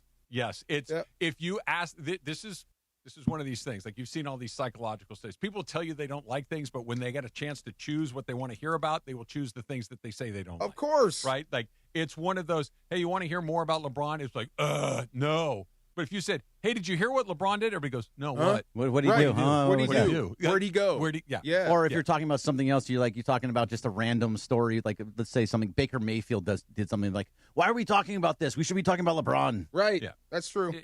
He's captivating. I'm actively trying not to think about him or talk about him. But Good luck. It's hard not It's to. impossible, right? You have to. Especially when Well, NBA season rolls around again. Did you guys hear And what if they're good? Yeah. Did you hear what Wendy said? Like he would have chosen the Warriors. It was the laundry he couldn't get over. He couldn't put that jersey on. There's too much history there. Oh, interesting. I thought that was cool. Yeah. That made me like him a little bit more. It should mean something. They had some battles. Yeah, it should mean They had something. some battles. Yeah, for right. sure. Like for you sure. wearing a Niners jersey. Well, someplace. we'll see how the LeBron thing goes in Philadelphia, and if he's there a couple of years. Rich Paul was talking about how maybe it'll be longer than that. Like, yeah. I think we all kind of, okay, this is the last. It's like, maybe not will might never be the end. last time. It He will may never end. be 45 years old, still knocking around the NBA, and it's not a crazy thought. We are still talking about Jordan. Yeah. We will never stop talking about LeBron. And get used to it. And think about this. I think one of the big differences between those two guys, and we'll see what happens as LeBron, is once he's no longer playing, what happens next. Jordan is nowhere, man. You never see him. You never hear from him. Like Unless never he's winning races. Yeah, but he just never shows up. Like No, you might get yeah. a piece of Bigfoot footage of him on a golf course somewhere. That's right. But That's never, all you get. You never hear him sit down and do an interview. Yeah. It's very, very rare where you get access to Jordan. And I don't know if LeBron's going to have that just I'm out of here gear. He'll be out in front. You remember though he did interviews with NBC for the, but He did one. No, see that's the thing. He did one before the season, Yeah. and they cut it up into little pieces Yeah. to play throughout the season. He's a curmudgeon. He doesn't want to do all this you get stuff. is one. He doesn't care. Well, I think he understands. Like there's two different ways, right? Like you can do what LeBron does, which is be very good at manipulating the media and being able to Great at that. to draw attention and be able to drop little breadcrumbs that make us go, wait, what does that mean? Uh-huh. And then there's the Jordan way. It's just I'm just never going to give you anything. Everything. And you're going to constantly be wondering what I'm up to. What does that mean? That mysterious stuff. I need to know more. That vacuum that I'll let you put whatever you want. I know what I am, and I'm never going to give it up to you. I'll try. Luka. It should be Luka. There you go. I should obsess over Luka. That's the only thing that matters right now to me is Luka. We'll get there. I'm getting there. Yeah. We'll get there. One more thing before we go. Was Luka the leader in Dallas? Yes. Was Kyrie on that team? Yes. Was Luka the leader in Dallas? Yes. The floor leader or the actual The leader, the guy. The clubhouse leader. The guy. Yeah, he was the guy. Even with Kyrie on the floor. Yeah. Okay. Because I was Not thinking, sure. is this his first time actually being the barn boss? Not just the virtuoso, great scorer guy, the leader. The dude, the guy that sets the tone. Yeah, he doesn't really be verbal as much as he should, but he plays to how hard he plays on the court. Then I'm putting Luka where LeBron used to be. There you go. We're going to talk about LeBron coming up next. Oh God! Because I can't quit you, LeBron. It's coming up. It's DeMarco and Trav, ESPN LA. LAFC is on a roll with 4 straight wins. And now it's a showdown at the top of the Western Conference. is gathered and it's scored again! Sun Heung-min and Denis Bouanga are both red hot, scoring in 3 straight matches as the black and gold take on the Vancouver Whitecaps, with both clubs tied at 33 points. Denis Bouanga is absolutely red hot. LAFC versus the Whitecaps. Coverage begins Saturday at 4 p.m. on the ESPN LA app. The summer savings are heating up at George Chevrolet. Right now, save up to $11,000 off MSRP on select new 2026 Chevrolet Silverado 1500 models. Visit George Chevrolet off the 91 Freeway, Lakewood exit in Bellflower, and GeorgeChevy.com. Chevrolet, together, let's drive. Total discount includes $1,000 trade-in assistance for qualified buyers who traded in a 2012 or newer vehicle, plus tax, title, license, registration, government fees, and $85 dealer dock fee. Not all customers qualify. Vehicles subject to prior sale. More than 5 available at this price. Offer ends 8/2/26. Call 866-949-4805 for details. Why do we grill to order at Waba Grill? It's just better for you. Waba Grill. It's flavorful. Pick me up and never put me down. It's quality. It's fresh. It's spicy. Introducing our new Chili Crisp Dumplings. A spicy twist on a Waba favorite. Bold, crunchy, and tossed in fiery chili crisp. Get yours now, only at Waba Grill. It's for you. When's the last time payroll was the easy part of your week? With Gusto, it can be. Gusto is the all-in-one platform designed to take the hassle out of managing your team, from payroll and compliance to hiring, onboarding, and more. With Gusto, you can get back 2 full days each month with all the time you've saved. Go to gusto.com today and learn why over 500,000 small businesses choose Gusto. That's GUSTO.com. Gusto.com. Lanny went to college and racked up huge debt. A little bit over $100,000. For a degree he couldn't use? Now what? I had a friend that went to my computer career. They even helped him get hired immediately after graduation. One of the things I love about IT is that you can work from anywhere you want. You could become an IT pro in just months, including cybersecurity and the basics of AI with zero experience at mycomputercareer.edu. My Computer Career, an elite CompTIA certification partner. It worked for me, and I know it can work for you. This is one student's experience. Individual results vary. It's DeMarco Farr and Travis Rodgers for your afternoon drive. So, I fall. Kind of, sort of frequently. Yeah, but you get back up. I get so far. Yeah, you get up. There you go. DeMarco and Travis continue.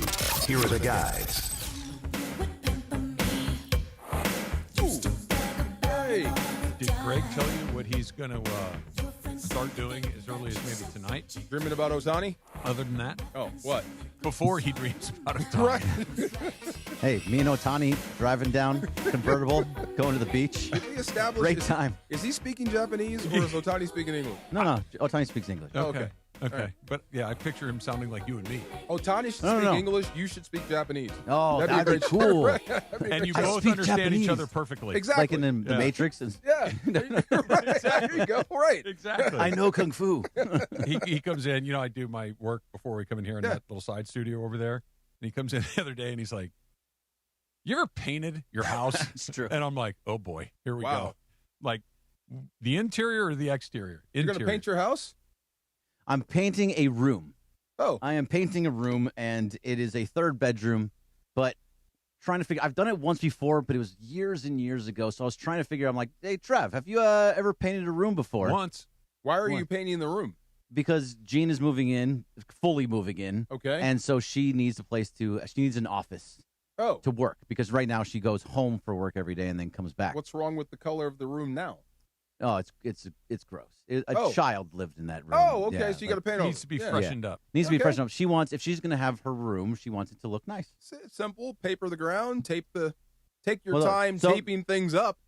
Yeah, you keep going. Yeah. You're telling me Take exactly your what I time told him to. preparing and then paint. Yes. Right. Yeah. Don't rush into the paint. No preparing. I was doing a whole bunch of stuff yesterday, cleaning walls, spackling all the holes, like doing all the stuff. How many different type of paintbrushes do you have? So we have a 3-inch one, and we have the roller as well. Yeah. Yeah. Okay. Yeah. It's fun. Yeah. So for 10 minutes. Well, yeah. The question. I mean, yeah. The question that I had for Trav, though, and you've done it before, obviously. Of course, no? yeah. DeAndre, have you done it? No, but I mean, me working at Home Depot, I got a little bit of experience. Just a little bit. Okay. Because you work there, you know how to do this. All right. Do you do the floorboard first, or do you do the wall first? Wall. Okay. Yeah. There's different wall, roll, and then I. And then you do the what do you do? The bottom first. I don't think it makes much of a difference as long as it's taped properly both times. Correct. Now, a professional painter would probably have a different answer because you just got to make sure that whatever you do first doesn't get splattered with whatever you're doing second. You tape and then you roll as much as you can with the big one, and then you fill in. Yeah. What color is the wall right now? White with black stripes and holes, and like the black stripes are like. Oh, so now you got to prime. You got to do all of that. No, there's primer in the paint. Yeah, I've done it before. That doesn't work. No, you got to prime. You got to prime. Listen to him. Trust me when I tell you. Wait, I need primer? Yes. If you have black stripes well, on no, your wall. it's like not stripes, like not like black paint. No, you it's don't like need. it's like you don't need stuff primer. being You don't touched need at. primer. It's like this room's gonna look like a zebra. You don't need primer. Go ahead. No, like the Go black ahead. stripes are things like like just scuffs on it. It's not paint or anything not like that. paint. It's just no, scuff. scuffs. Like feet. I Feet thought hit the wall. had like a checkerboard. No, he's talking about feet hit the wall. Because whatever is Yeah, underneath your new paint, you're going to unless you Gonna pop prime through. it, it's Yeah. going to come through. No. I mean, I was pulling out the old paint and like sanding it down to make sure There it was you all go. flat. Remember how I told you I cook sometimes? Yeah. You can paint that way too. So I should do it naked too? I'm just saying it can be fun. You and Absolutely Gene not. Ooh, painting. both. Oh, that's what great. I'm saying. It could be fun. I'll think about Ohtani and There you she'll go. think. Why would you think about Ohtani then? Come on, man. No, you're taking it too far. Wow. What's the matter with you? Like for real? Wow. Come on, Greg. It fit the narrative. What do you want to do? Oh my God!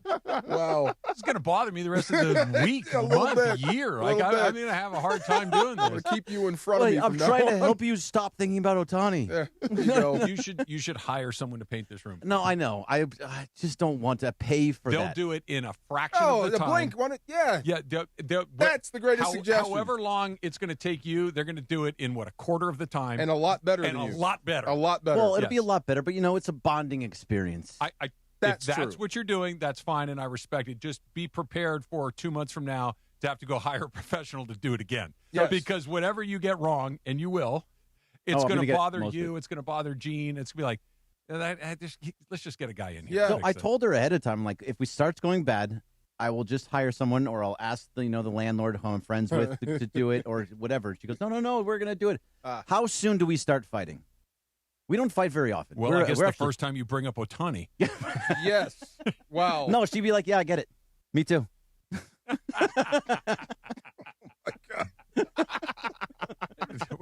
What is going on I here? don't know. I feel like we've lost the thread a little bit. Well, okay. Yeah. You brought it back up. I was trying to move past it. Well, you kind of cracked the door open. Okay. You're right. I should do better. I dropped the ball Doesn't right that cost that much to have a room painted? One room? No. How much do you think that would be?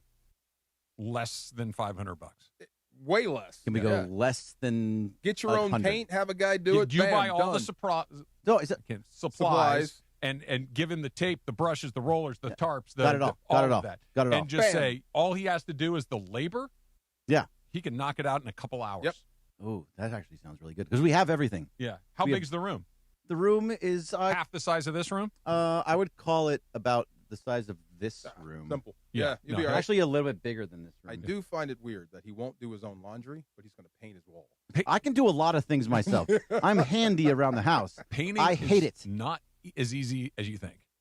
No. It's not hard, but to make it look good takes some skill. Done it. But I'm just saying, pay for the laundry, won't pay for the paint. Yeah. Right. But I get you. You want to do it together. Right. I'm happy to paint. I'm happy to build things. I'm happy to do a lot of things around the house. I don't want to do laundry. Try it naked. I think that's a really good idea. You'll thank me later. No, like honestly, I think it's a really good idea. It is a good idea. Yeah. Been there. I don't think cooking naked is a good idea, but it can be done. And bacon, you just got to know what you're doing. Oh, see, that's even crazier. The whole you just got to, that's crazy. That's just flaring out. Okay, let me. You just got to do hate that. myself for what I'm about to ask. I hate myself for what I'm about to ask. I can't wait for it. Do it. You're ready. Come on. To what advantage is there cooking naked, right? I understand that you could maybe avoid the grease, but okay, the win is what? It's the bacon doesn't taste any better. It's just freedom. Just go roll around in your grass in your backyard. Well, I don't want to get all itchy, but it's just freedom. Just feels good. You sleep naked. Yeah, feels with good. blankets over me. And it's very I'm not going to get burned there. There's no snap, crackle, popping grease in my bed. Just got to know what you're doing. There you go. Try it, Greg. Again, like at the end of it, you're like, I didn't burn myself. That's the win? Kind of. I mean, that is. And the bacon's good. Literally playing with fire. Like it's gonna happen. The bacon's over there. It's never been a problem with me. Yeah. But it's gonna splatter. Nah, not really. And then you may never be able to use it again. Nah. The pan. bacon? The pan. All right, let's move on. Let's move on. Let's. We're done. There we go. We need a break. I was going to say yes. Yes. That's what I was going to say. And that felt wrong too. So I just decided to say, let's just stop talking. Okay. Let's all We're on a stop talk talking, and let's come back and talk about that leadership that you were talking about with Luka. I think he's kind of morphing into a more vocal, demonstrative sort of leadership. Let's do that. I think we got our first example of that. Coming up next. My God, you guys are making this hard. It's DeMarco and Trav. You said in LA. Mornings in LA start with Sedano and Cap. If I'm Derek Carr, and I want to win a Super Bowl before I'm done. Weekdays starting at 7 a.m. on ESPN LA. How about this? You look at Stafford's record. You look at how Stafford plays and the amount of time that he misses, which is very, very minimal. And you say, hey, look, if you're the Rams and you don't have what you call a viable backup quarterback, why would you not at least knock on the door of Derek Carr? Now you've got a 34-year-old veteran quarterback who's started probably a couple hundred games in his career. And now, Ty Simpson, you're our third-string quarterback, and Stetson Bennett, in theory, could be the odd man out. But if backup quarterback is a critical position for the Rams because of Stafford's age and injury history, then getting a real backup quarterback, someone with real experience, might be on the Rams' radar. The Morning Show with Sedano and Cap. Weekdays starting at 7 a.m. on ESPN Los Angeles. Call Jacob. Hey, it's Mace. And I'm Ireland. You already know how to count. You already know who to call. Simple counting pattern that lands on Jacob every time. 800-345-6789. So basically, if you can count to 9, you can count on Jacob. 800-345-6789. Accident or injury, call Jacob and Ronnie. Call Jacob 1-800-345-6789. Call Jacob. The bikini debuted in July of 1948. Coincidentally, that's the last time I felt ready to wear one. Now your top reasons to visit Morongo. Appetite for Destruction plays the music of Guns N' Roses. Poolside playback, August 13th. Number 2. Summertime is pool time. Rent a casino with a private pool. And the number 1 reason. Don't pay high prices for gas. Morongo's Travel Center prices are the lowest priced gas around. Morongo, good times. Do you have trouble getting in and out of the bathtub? Are you afraid you'll slip and fall entering or exiting a tub? Safe Step walk-in tubs can transform your bathtub from an area of concern to a calming refuge. Call them today at 1-800-731-4558 and save $1,600. Safe Step walk-in tubs and showers are proudly made in Tennessee and offer an ultra-low step-in, avoiding that difficult climb over a traditional bathtub wall. They also offer a variety of therapeutic benefits that may help soothe your aching muscles and joints, increasing your mobility, boosting your energy, and improving your sleep. Safe Step walk-in tubs are designed to easily fit your existing tub space and are often installed in as little as 1 day. Just dial 1-800-731-4558 today to save $1,600 and receive a free shower package. That's 1-800-731-4558 for a free no-obligation consultation and to save $1,600. Safe Step walk-in tubs. Safety never felt so good. This is the afternoon show with DeMarco and Travis. I love a good fruity cocktail. Yeah. Oh, yeah. You look like a fruity cocktail guy. I will have one. DeMarco and Travis is on right now.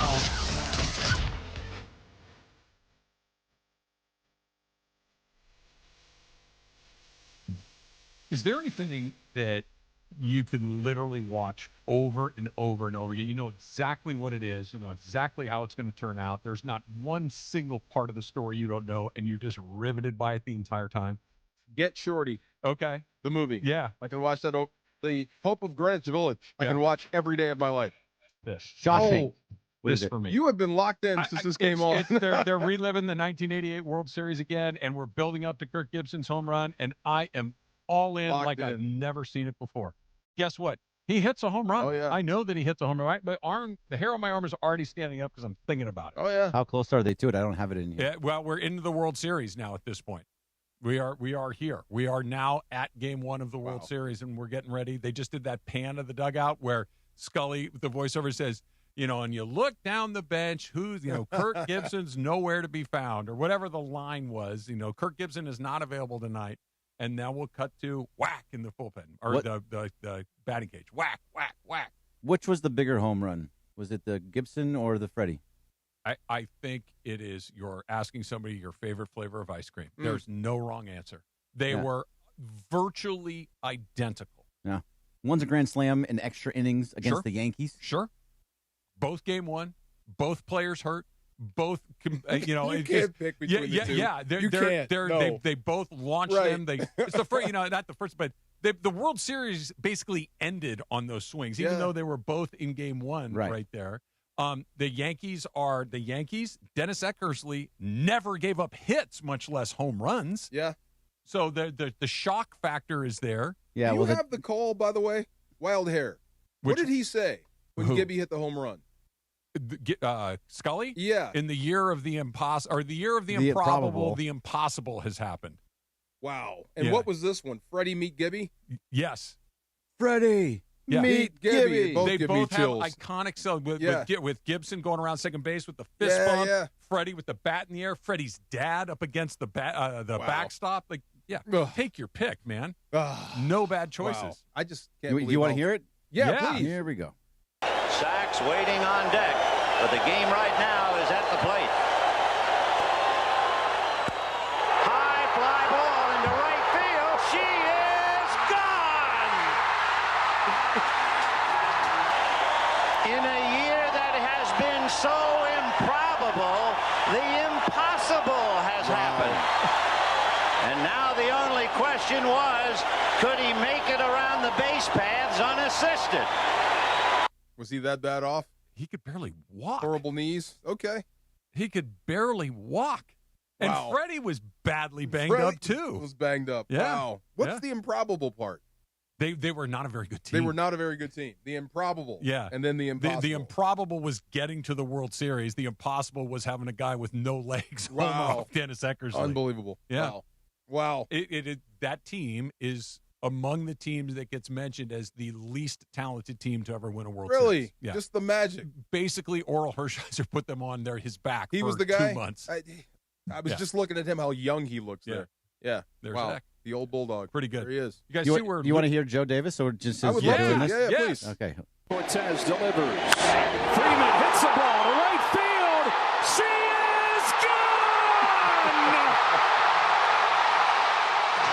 Gibby meet Freddie. Game 1 of the World Series.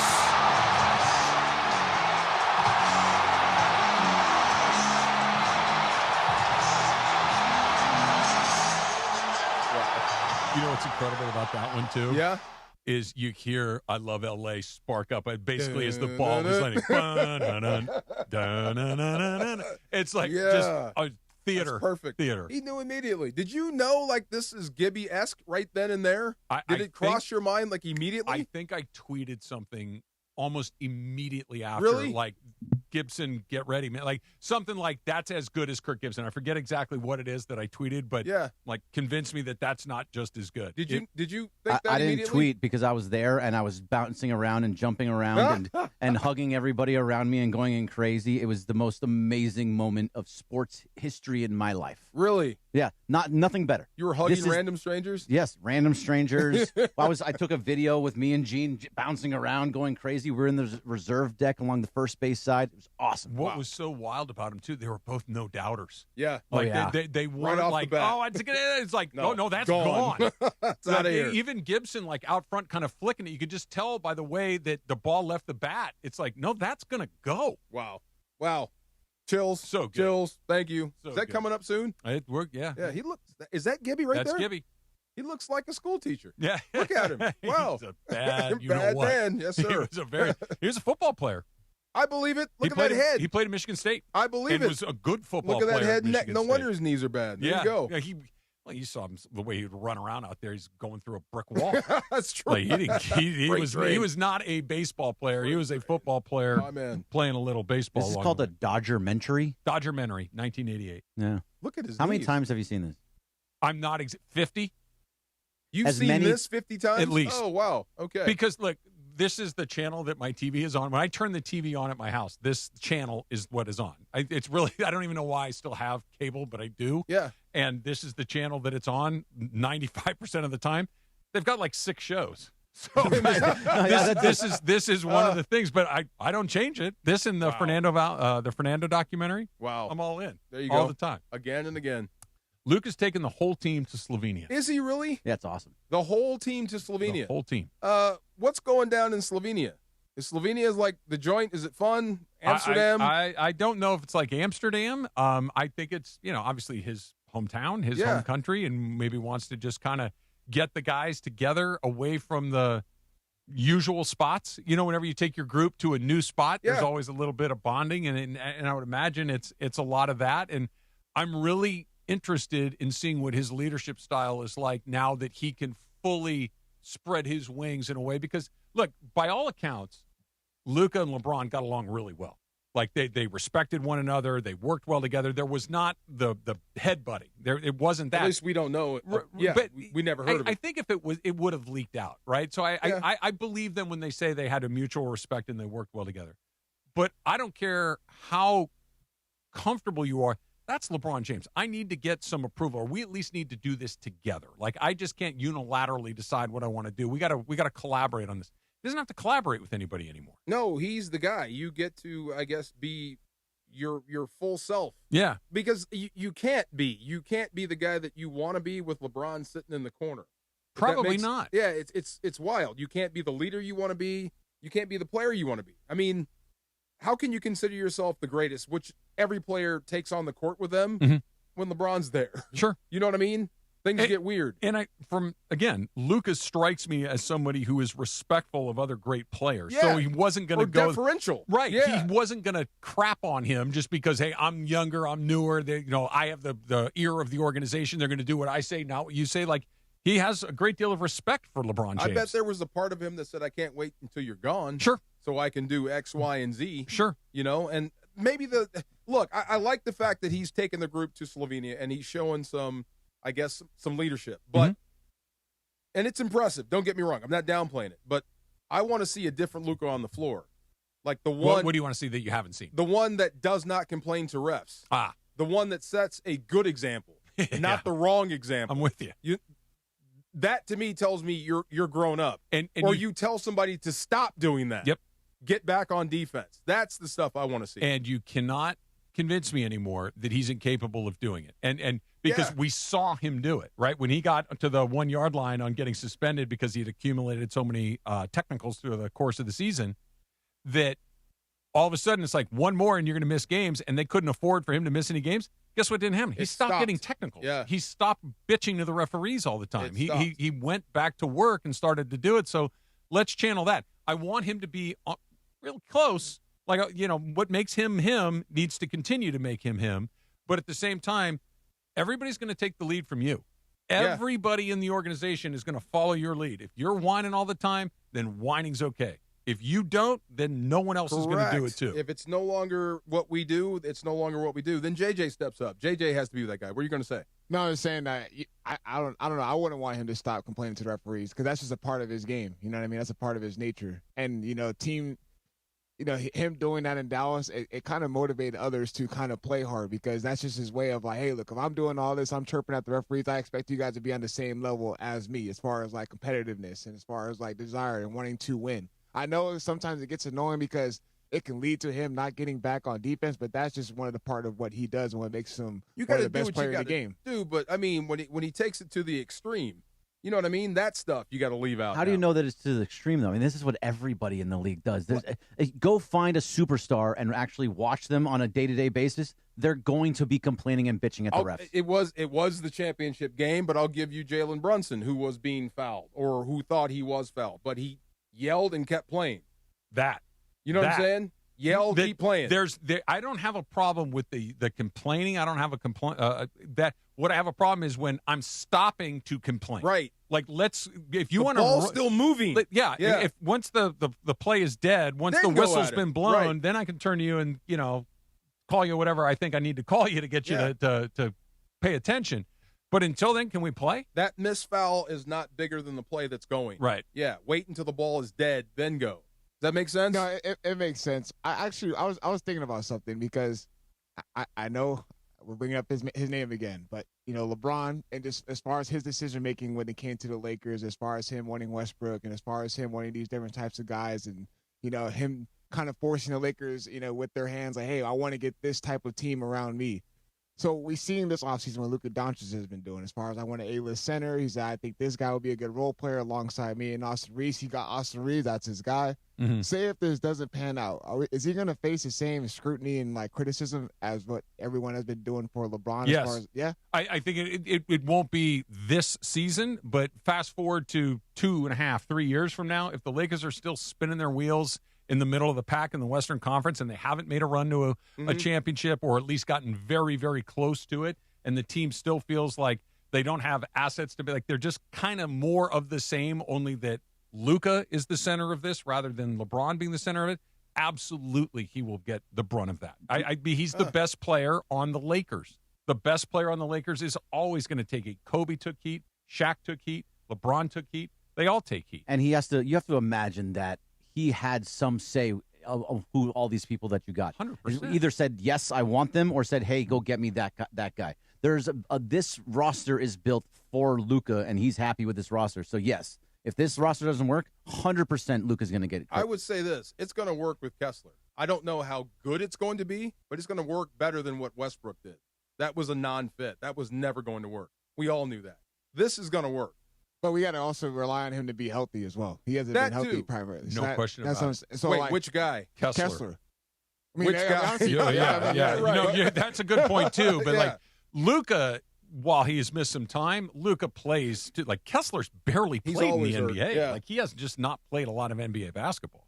It should. I mean, how could that not work unless one guy gets hurt? They're tailor-made for each other.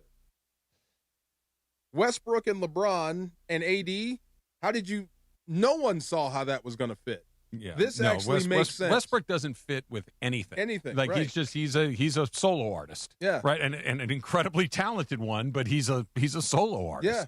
Guaranteed it's going to be better than that. I don't know how – is it worth – like, is it San Antonio OKC worthy? Probably not. But I know it's going to work. I think there's going to be a lot of pressure on him because they're going to be so reliant on him having to defend the rim so much because this team still doesn't have that defender that can keep guys in front. Meaning that if there's guys getting blown by every single possession, so the workload for Walker Kessler is going to be even more. So now you're expecting him to clean up every single thing. In reality, it's like a big man's job is only to clean up so much, but he's expecting the guards to keep guys in front. It's going to be fun. It's going to be a lot. I'm with you on that. But I do like the fact that Luka's kind of taking a leadership role in a very specific way and kind of putting a stamp on it. Like, this is my team now. We're going to go have a little mini camp in Slovenia. This is on me. Let's get everybody over here. Let's get this thing going. Like, setting the tone early, I think, is important. Now you got to go play. Now you got to go be the player that we all know he's been. You got to be able to stay on the floor. Like, when McMenamin was in here with us last week, you said it too, DeMarco. It's like, we understand it was a real injury, but when it came time to go again, he was unavailable. He was over there. Like, he's played, what did he say? He's played one playoff game for the Lakers? One, like, since he's been here. That's just not a lot. And he's been here for 2 playoff, air quote, runs, but 1 game in 2 years? Slovenia is considered one of Europe's hidden gems. Oh. Yeah. It's especially fun if you enjoy outdoor activities. I do. Yeah, he's going to take him golfing. Charming cities. Yeah, great food. Okay. Without the crowds. Oh, there you go. Lake Bled. I guess that's supposed to be a postcard perfect little lake. Oh. Yeah. Let's go I there. like lakes. Right. There you go. Dream about that, Greg. Yeah. There you go. Sure. Is Shohei there? You can put him there in your mind. There you go. Oh, my God. I need you to stop, and here's why. Here's why. You're ruining Ohtani for me. I think that's the point. This point. Yeah. Like, at this rate, it's the point. I'm okay with you being a weirdo. That's fine. That doesn't bother me. But you ruining Ohtani, like, I want to be able to look at Ohtani and go, man, that guy hits 50 home runs. He throws 100 miles an hour. Not that he's the subject of your dreaming. That is alarming. It is a little Buffalo Billish. Works for me, so I don't know. There you go. That's working. It'll work for you, too. If you just let it happen. Just let it happen. Scenic drives, national parks, small, clean cities, history, and castles. Outdoor adventures. A slower, more relaxed pace. Great. That sounds like Luka. That sounds like everything I've ever. Maybe I'm Slovenian. I have no idea. There you go. Be outside and slow pace. I like all of this. That all sounds amazing. We're going to do a little tip or no tip. It's coming up next. It's DeMarco and Travis, ESPN LA. ESPN LA may sound one way on AM. But you know where it sounds best? You guessed it. Crystal clear digital audio. Crystal clear digital audio on the all-new ESPN LA app. Just search ESPN LA wherever you get your apps. And you can always watch LA's mega sports station live or on demand on our YouTube channel at ESPN Los Angeles. Football season is back, and ESPN LA and Waba Grill have your chance to win. Tune in to the DeMarco and Travis Afternoon Show the week of August 3rd for the Waba Grill Trivia Question of the Day. Be caller number 7 with the correct answer, and you'll score a $50 Waba Grill gift card. Every daily winner is automatically entered into Friday's random drawing for an unforgettable VIP game day experience. Listen all week on ESPN LA. Waba Grill, an LA original.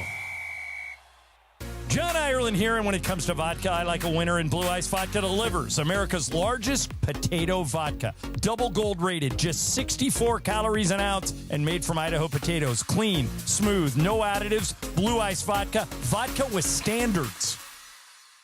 Okay, all signed up. Easy. Now let's run payroll. What the? Hey girl, I'm you with more gusto. Nice. Who's that? new social media manager, hired and onboarded with gusto. And spoiler, we're kind of famous now. Wait, we're famous? Oh, well, I'm famous. Payroll, benefits, and HR. Designed and built for small businesses. Choose a future with gusto. Progressive presents the Passionate Sports Fan Checklist. Signed jersey of your favorite bench warmer? Check.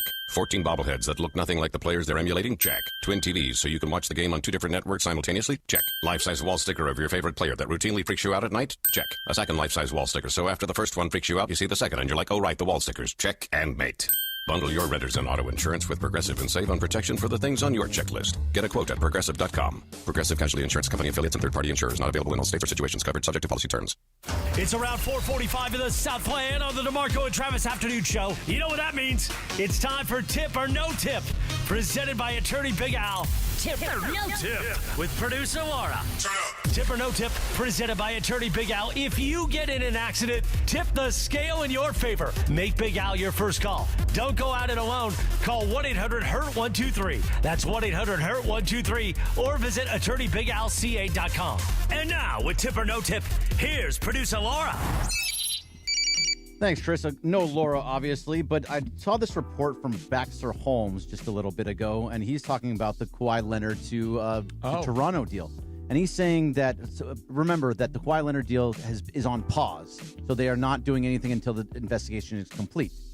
Baxter Holmes is saying that the probe could potentially drag into 2027 if the parties disagree on the findings or any settlement proposal that punishes the Clippers.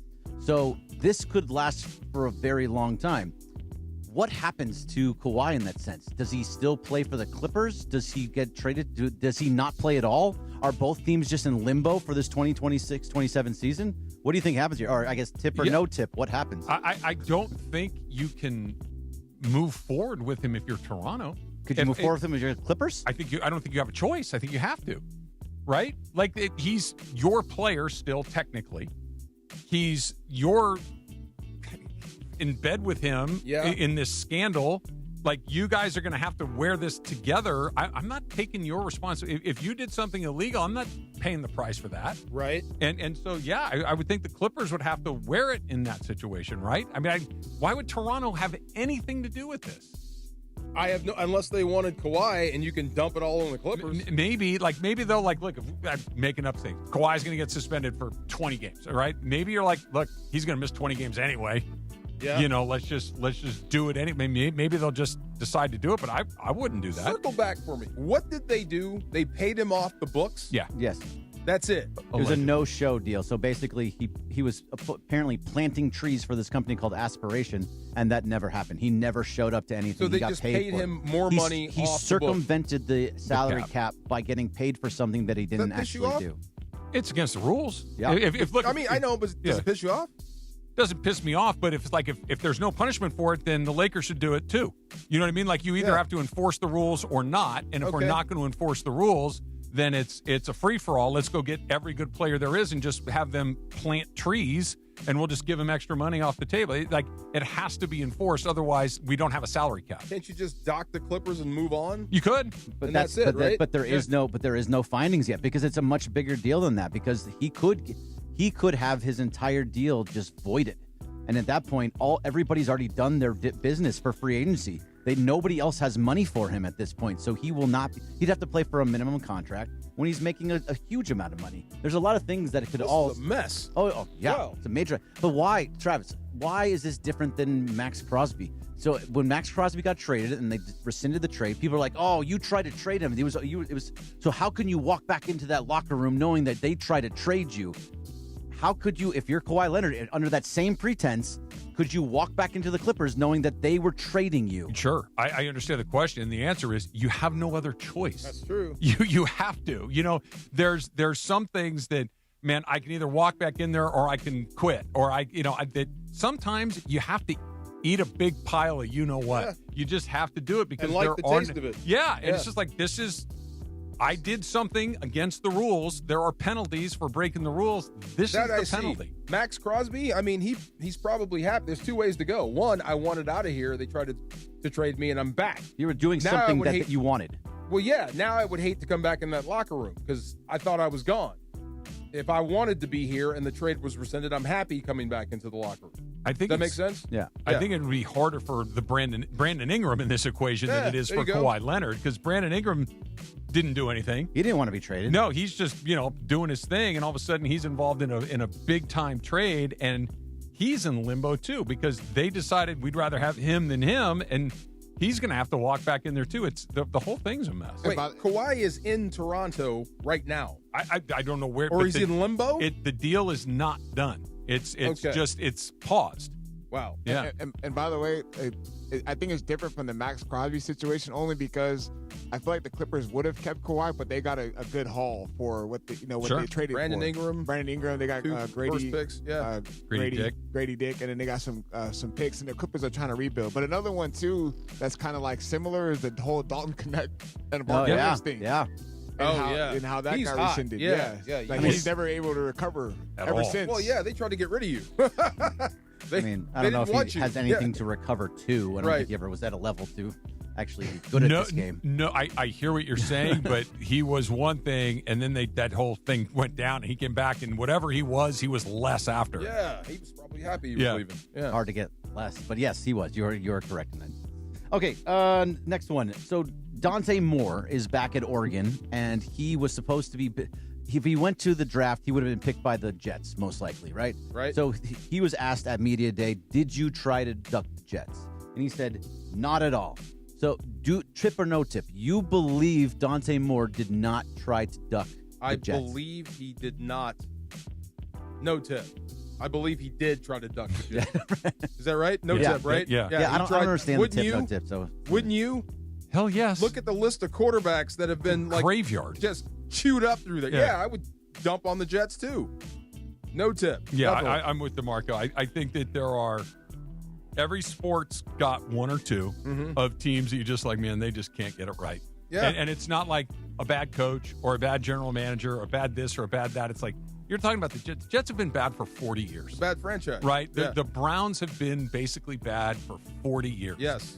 There are just some teams that cannot get it right, and if you can avoid them, avoid them. Yeah. If there's a chance to go back in and, not that they couldn't draft you the next year, they can, but if I've got an escape hatch, I'm going to use it. That's the problem. The one problem with professional football right now is there's money in mediocrity. Yeah. And worse. Yeah. And you can do that. Yes. But we talked about this earlier. I don't begrudge the Mannings or guys like John Elway who call their shot. You draft me, I'm going to play baseball. But my son is not playing for you. I totally don't mind get that it. at all. I don't either, but those are really specific circumstances. John Elway was a legitimate threat for him to say, I'm going to go play baseball. John Elway probably would have been a Major League Baseball player. He was that good at it. The Mannings could say, we don't need your money. Like, we're good. This is not generation. We're good, man. We're not coming here, and we can wait. We can wait as long as you can wait you out, yeah. Bo Jackson, I'll go play baseball. Like they're real threats. I don't know if Dante Moore. I got NIL money. I'll just go back to Oregon for a while, but that's gonna run out eventually. Right. Like if you think the Jets are picking. Well, if they draft him, right? Oh yeah. And it's like they have his rights until they don't. That's true. I'll just go back and I'll wait and avoid you, but I would try. Yeah. Yeah, I wouldn't want to play for the Jets either. So I would say that about the Raiders too, but I'm a fan, so I would want to play for them, I guess. Of course you would. Yeah, I would. So, okay, I'd come out of retirement if you did. You just want to hit me? You can hit me right now if you want to. It'd be fun to chase you around. Yeah.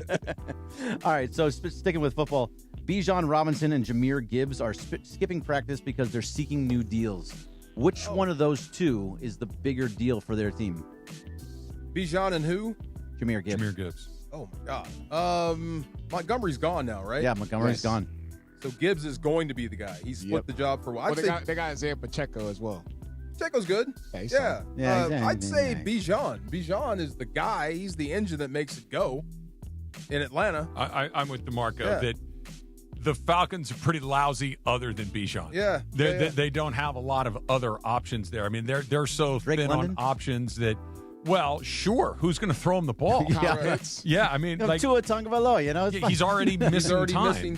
Yeah, they got Cooper Rush. Rush. Yeah, Cooper Rush. Let's get excited about that. Wow. The Lions, they've got Laporta. They've got Amon-Ra St. Brown. Jared Goff is a good quarterback. Like, they have other options in that offense that Atlanta just doesn't have. Bijan Robinson is that team.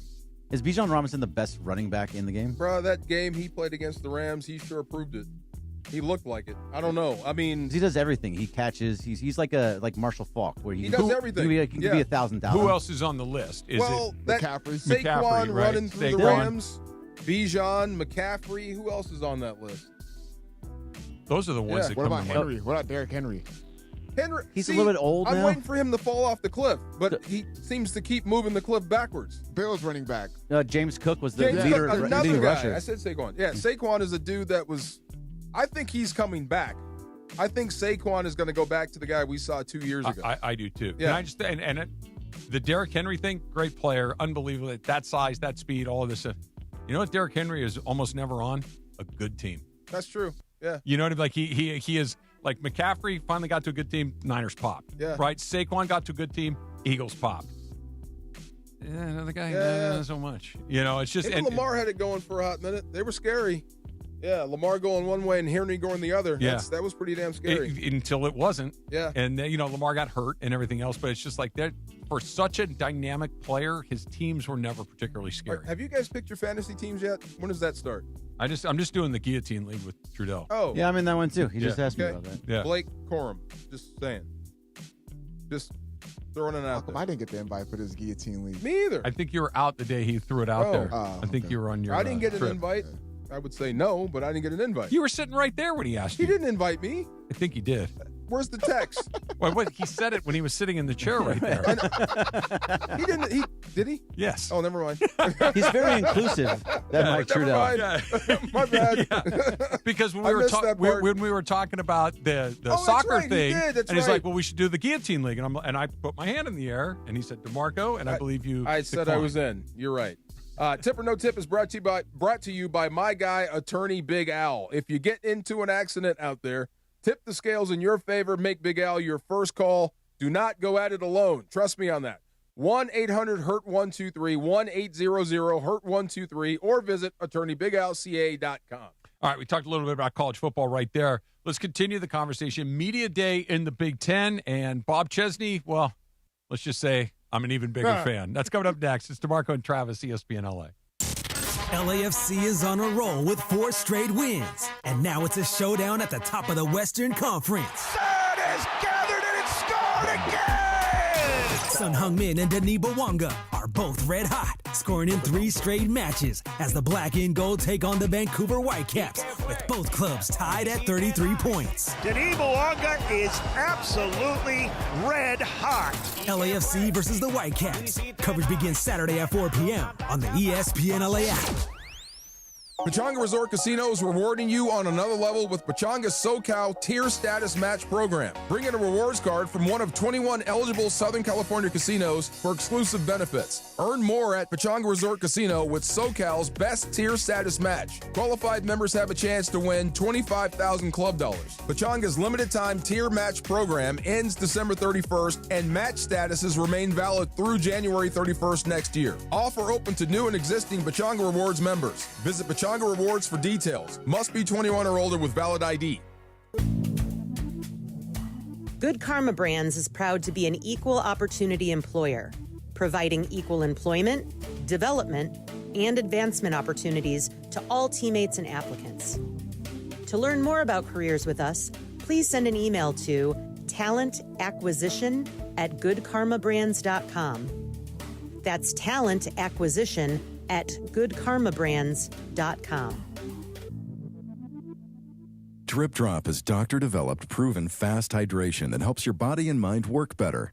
Trusted by firefighters, medical professionals, and over 90% of top college and pro sports teams.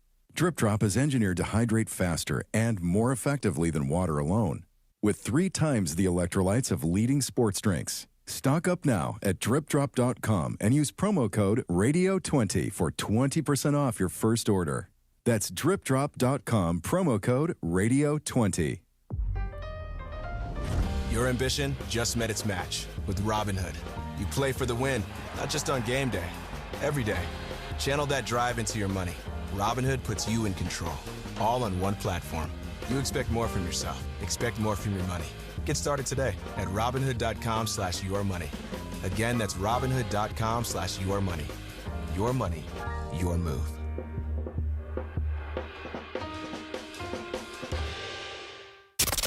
Mornings in LA start with Sedano and Cap. Yeah, my daughter yesterday, she came home and she brought in like this giant challah, and then she made challah French bread. toast. Weekdays starting at 7 a.m. on ESPN LA. Challah French toast. What's challah? Like, it's not like challah. It's more like challah. So it's like a Jewish style bread, like a big loaf of bread. And the challah is a big deal for the holidays. It's kind of like it looks like a trenza. It looks like a trenza, but it's bread. I was going to describe it a little differently than a trenza. I was going to describe it looks more like a football. You know, it looks like a football in a plastic bag. Laces the football, right? Yeah, that's right. I got it. She actually put Nutella on the French so, toast. Fergie, that's not kosher. Sure. Yeah, I don't think it's not. Did you put butter on it, though? I did put a little butter on the French toast. Was it kosher butter? No, I don't know. It was Lando Lakes. I don't know. The Morning Show with Sedano and Cap. Weekdays starting at 7 a.m. on ESPN Los Angeles. The home of the Lakers. And now the home of the Rich Eisen Show. Weekdays 9 a.m. to noon. KSPN Los Angeles. A Good Karma Brands radio station. This is the afternoon show with DeMarco and Travis. Have you slept in silk pajamas yet? No. Try it. Really? You'll be like, what was I thinking? Really? Yeah. You are hanging out with a Rams Super Bowl champ and Sweet Tea. You guys like silk, right? No? Back to the guy.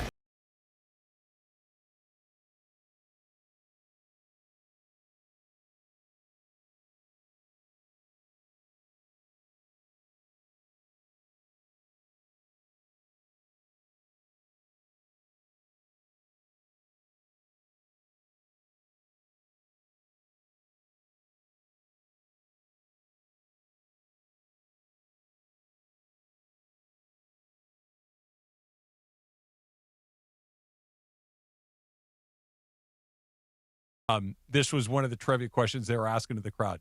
Do you know who the winning pitcher in this game was? Do you know who was the pitcher of record when Gibson hit this home run? Who? I don't know. I had no idea.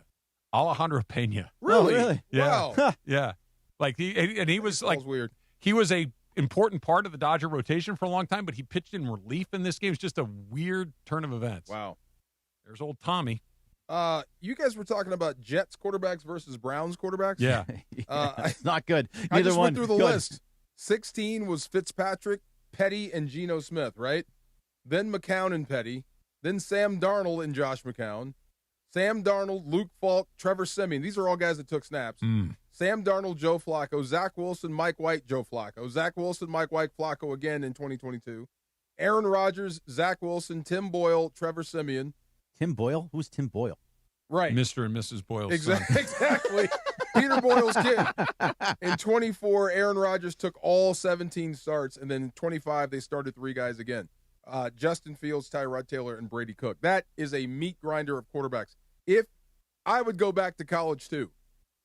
Name one success story out of that except outside of Sam Darnold. Yeah, but not with them. Not with them, right? Yeah. And Wow. Aaron Rodgers, but before But them. Aaron Rodgers didn't have any success there. No, he hurt himself on the 4th play of the game. Yeah. Wow. No, and Cleveland's is just as pathetic. Oh, I think it might be worse. Is it worse? Let me look it up. Okay. Well, here's the thing. Like going back even further, like at least in my recollection, good God, it might be. Yeah. like the Jets, Mark Sanchez had a little small run in there. Took him to 2 AFC championship games. Yeah. He did a decent enough job. Chad Pennington had a moment where he was a pretty He was good hanging quarterback. in there, yeah. Vinny Testaverde with the Jets. Hanging in there. It was okay. Yeah. There's not a Testaverde. There's not a Sanchez. There's not a Pennington in that Browns lineage. At all. There's not one of those guys. You got to go back to Bernie Kosar. That's 40 years ago. Oh, my God. That's 40 years ago that Bernie Kosar Do was you their have the quarterback. list, DeAndre? I got mine starting in 2016. I have mine starting in 2016 as well. You can go ahead. Go ahead. RG3, Yeah, Cody yeah. Kessler, Josh McCown. That's 2023. Deshaun Kaiser, Kevin Hogan. Kaiser went to Notre Dame, right? Yes, that's 2017. Tyrod Taylor and Baker Mayfield. And then this is where they messed up. Baker Mayfield was 2019, 2020. They should have stayed with him. Yes, they should have. 2021, it was Mayfield, Case Keenum, Nick Mullins. I think this is when he got hurt, Mhm. right? Mhm. And then since then, Jacoby Brissett, Deshaun Watson, Deshaun Watson, Flacco, Dorian Thompson-Robinson. Remember DTR, that? baby. That was a small run. He had small hands. P.J. Walker, Jeff Driscoll. My God, that's 5 guys in 1 year. 2024, Watson, Jameis Winston, DTR, Bailey Zapp. Zappy. Is it Zappy? It is, Zappy, yeah. Zappy, Z-A-P-P-E. Yeah. And then 2025, Shador, Dylan Gabriel, Joe Flacco. I think I might give I think I might give the edge to the Jets. if you go back further Yeah. with the Browns, you're talking about the Tim Couches. You're Oh, talking even about worse. the Let me Derek look up. 20 Andersons. years. You're talking Yeah. about like some guys, the Bruce, is it Bruce Gradkowski or Oh, Yeah, Bruce Gradkowski. Bruce Yeah. Gradkowski, Jason Campbell. Like He you're played in talking- Tampa, too. just guys that were dreadful. Seneca Wallace. Seneca Wallace. You think Josh Johnson was on both of those teams? I'm sure he was at some point or another. So I got He's been on like 18 Yeah. teams. Charlie Fry, Derek Anderson. There you go. Derek Anderson, Brady Quinn, Ken Dorsey, and Bruce Gradkowski There in you go. 2008. Yeah. Oh, 2010. Jake Delhomme, Seneca Wallace, Colt McCoy. That's going to scare somebody. Texas legend Colt McCoy, baby. Oh, my God. Old timey Western Sheriff Colt McCoy. Here's you, 2013. Brandon Whedon, Jason Campbell, and Brian Hoyer. Oh, Jason Campbell.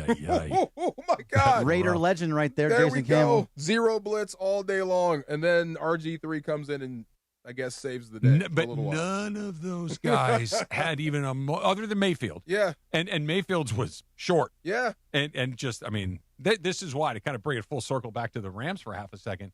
When you got one, man, Stay just with it. ride it out as long. And by the way, they've had 2 good ones in a row. Yes. Jared Goff might not have been exactly what everybody was looking for, but when you hear a list like that, Jared Goff's the best player. Or those 2 teams, the Jets and Browns combined. Oh, he starts. Jared Goff yeah. is the best guy on that list by By 100 a mile. miles. Yeah. Somebody put that on Twitter the other day, the day that Sean McVay lost confidence in Jared Goff. Do you remember that game? It was the Jets. Nope. Dolphins. Yeah. When he threw that pick to the D tackle. Yeah. On a zero blitz. That Yeah. was the day, and then next thing you know, Matt Stafford becomes your guy. Yeah.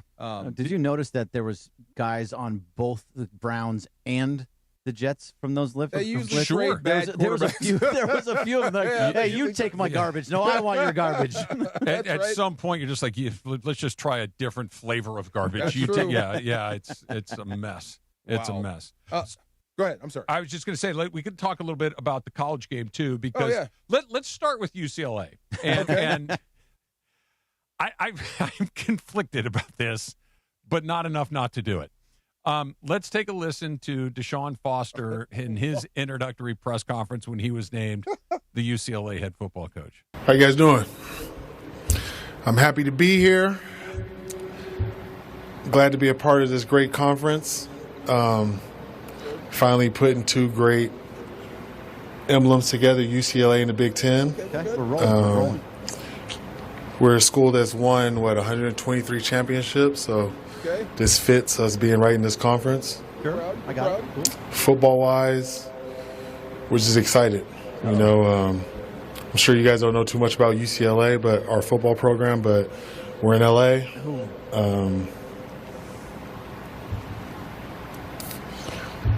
It's us and USC. Oh. We Boy, that's a long pause. Say something. Dead air. Go. Really long pause. It's still going. I'm just basically excited. Really. There you go. That's it. Sounds like it. Any questions? You've met a lot, actually. Yes, I have many questions. First one, where's UCLA? Do you think he lost his place when he said it's in L.A.? Like, oh, my God, I can't believe I just said that. I just think he was completely and totally unprepared to go up there and speak. Yeah. And is obviously not terribly comfortable just doing that extemporaneously. So he got lost and then freaked out. It just kept going. Okay, Yeah. I'm sorry, Greg. What were you saying, Greg? No, I was just saying, I don't know, something about LA. Well, here's the other thing. Yes, the UCLA. We know it's in LA. We in Los we Angeles. understand that. And then to mention your arch enemy in your pitch. It's us and It's USC. us and SC. You guys know SC. No bueno. We're in LA. You don't know us, but you know the other team. You don't know anything about our football program. Actually, I kind of do. Right. I think we do. You're a big-time program. Oh, Troy Aikman was a really good player. Jonathan Ogden is a Hall of Famer. You've had some guys. Why are we kicking a man when he's down? Because when the next guy comes in, who Okay. was at the Big Ten Media Day, the juxtaposition was hard not to notice. You know, when I got to my initial press conference, a big part of it was we talked about having to re-engage this community, how to re-engage these high school coaches, how to make sure that we opened up to our alumni, how to make sure that we allowed the press, the local press, into practices. Like you know, and every one of the things along the way that we talked about doing in that press conference up to this point in time, we have lived out. And I'd also like to say that as within the administration here at UCLA, you know, just the commitment that they said they would have to this program, they've also lived out. And when you put those two things together, one of the words and things that I think lead to the most amount of success is this word alignment. And when you have that within your athletic department, from the chancellor all the way down, you know, you have a chance to be really good. I believe that that is what is going to happen here in our very near future. But to do that and to do what you said you were going to do also develops trust and builds trust. And that's really important that we're able to do that, you know, in the short period of time we've been together. Move over, Shohei. Move over, Shohei. Oh, no. Oh, no. Yes. Bob Chesney has made his way into the dreams. Oh, my God. Little 8 clap for Bob Chesney right there, right? I mean, Again, you just see. We've had Chesney on the show. We went out to practice. It's just he's like McVay. You were talking about. You did Chalk Talk today. There's just some guys like, tell me more. The cadence and the tempo, bro. Yeah, just tell me more. Where do I sign up? How do I help? How do I get involved? I want to be a part of this. And he's kept talking about that alignment and how. And I love the fact that he keeps saying, and it's not going to take that long. Right. He's setting himself up with a pretty high bar. You know, usually, and I understand it's a different landscape now with NIL and the transfers and all of these other things. It's different, but usually it's, you know, it's going to take, we're going to get back up there. We got to take our time. We got to follow. But this guy's like, no, we can do it quickly. You think UCLA can get to the top of the Big Ten? So, yes, the answer to that question, sorry, Travis, yes, and I'll tell you why. Because there was a report from Connor Morissette that came out yesterday. UCLA Athletics announced today, this was yesterday, that it received more than $41 million in private philanthropic support from more than philanthropic. Thank you. Sorry, I'm trying to read and not thinking about the word. It's talking about my dreams again. Philanthropic. You should dream about a dictionary. I don't know words. I don't know words.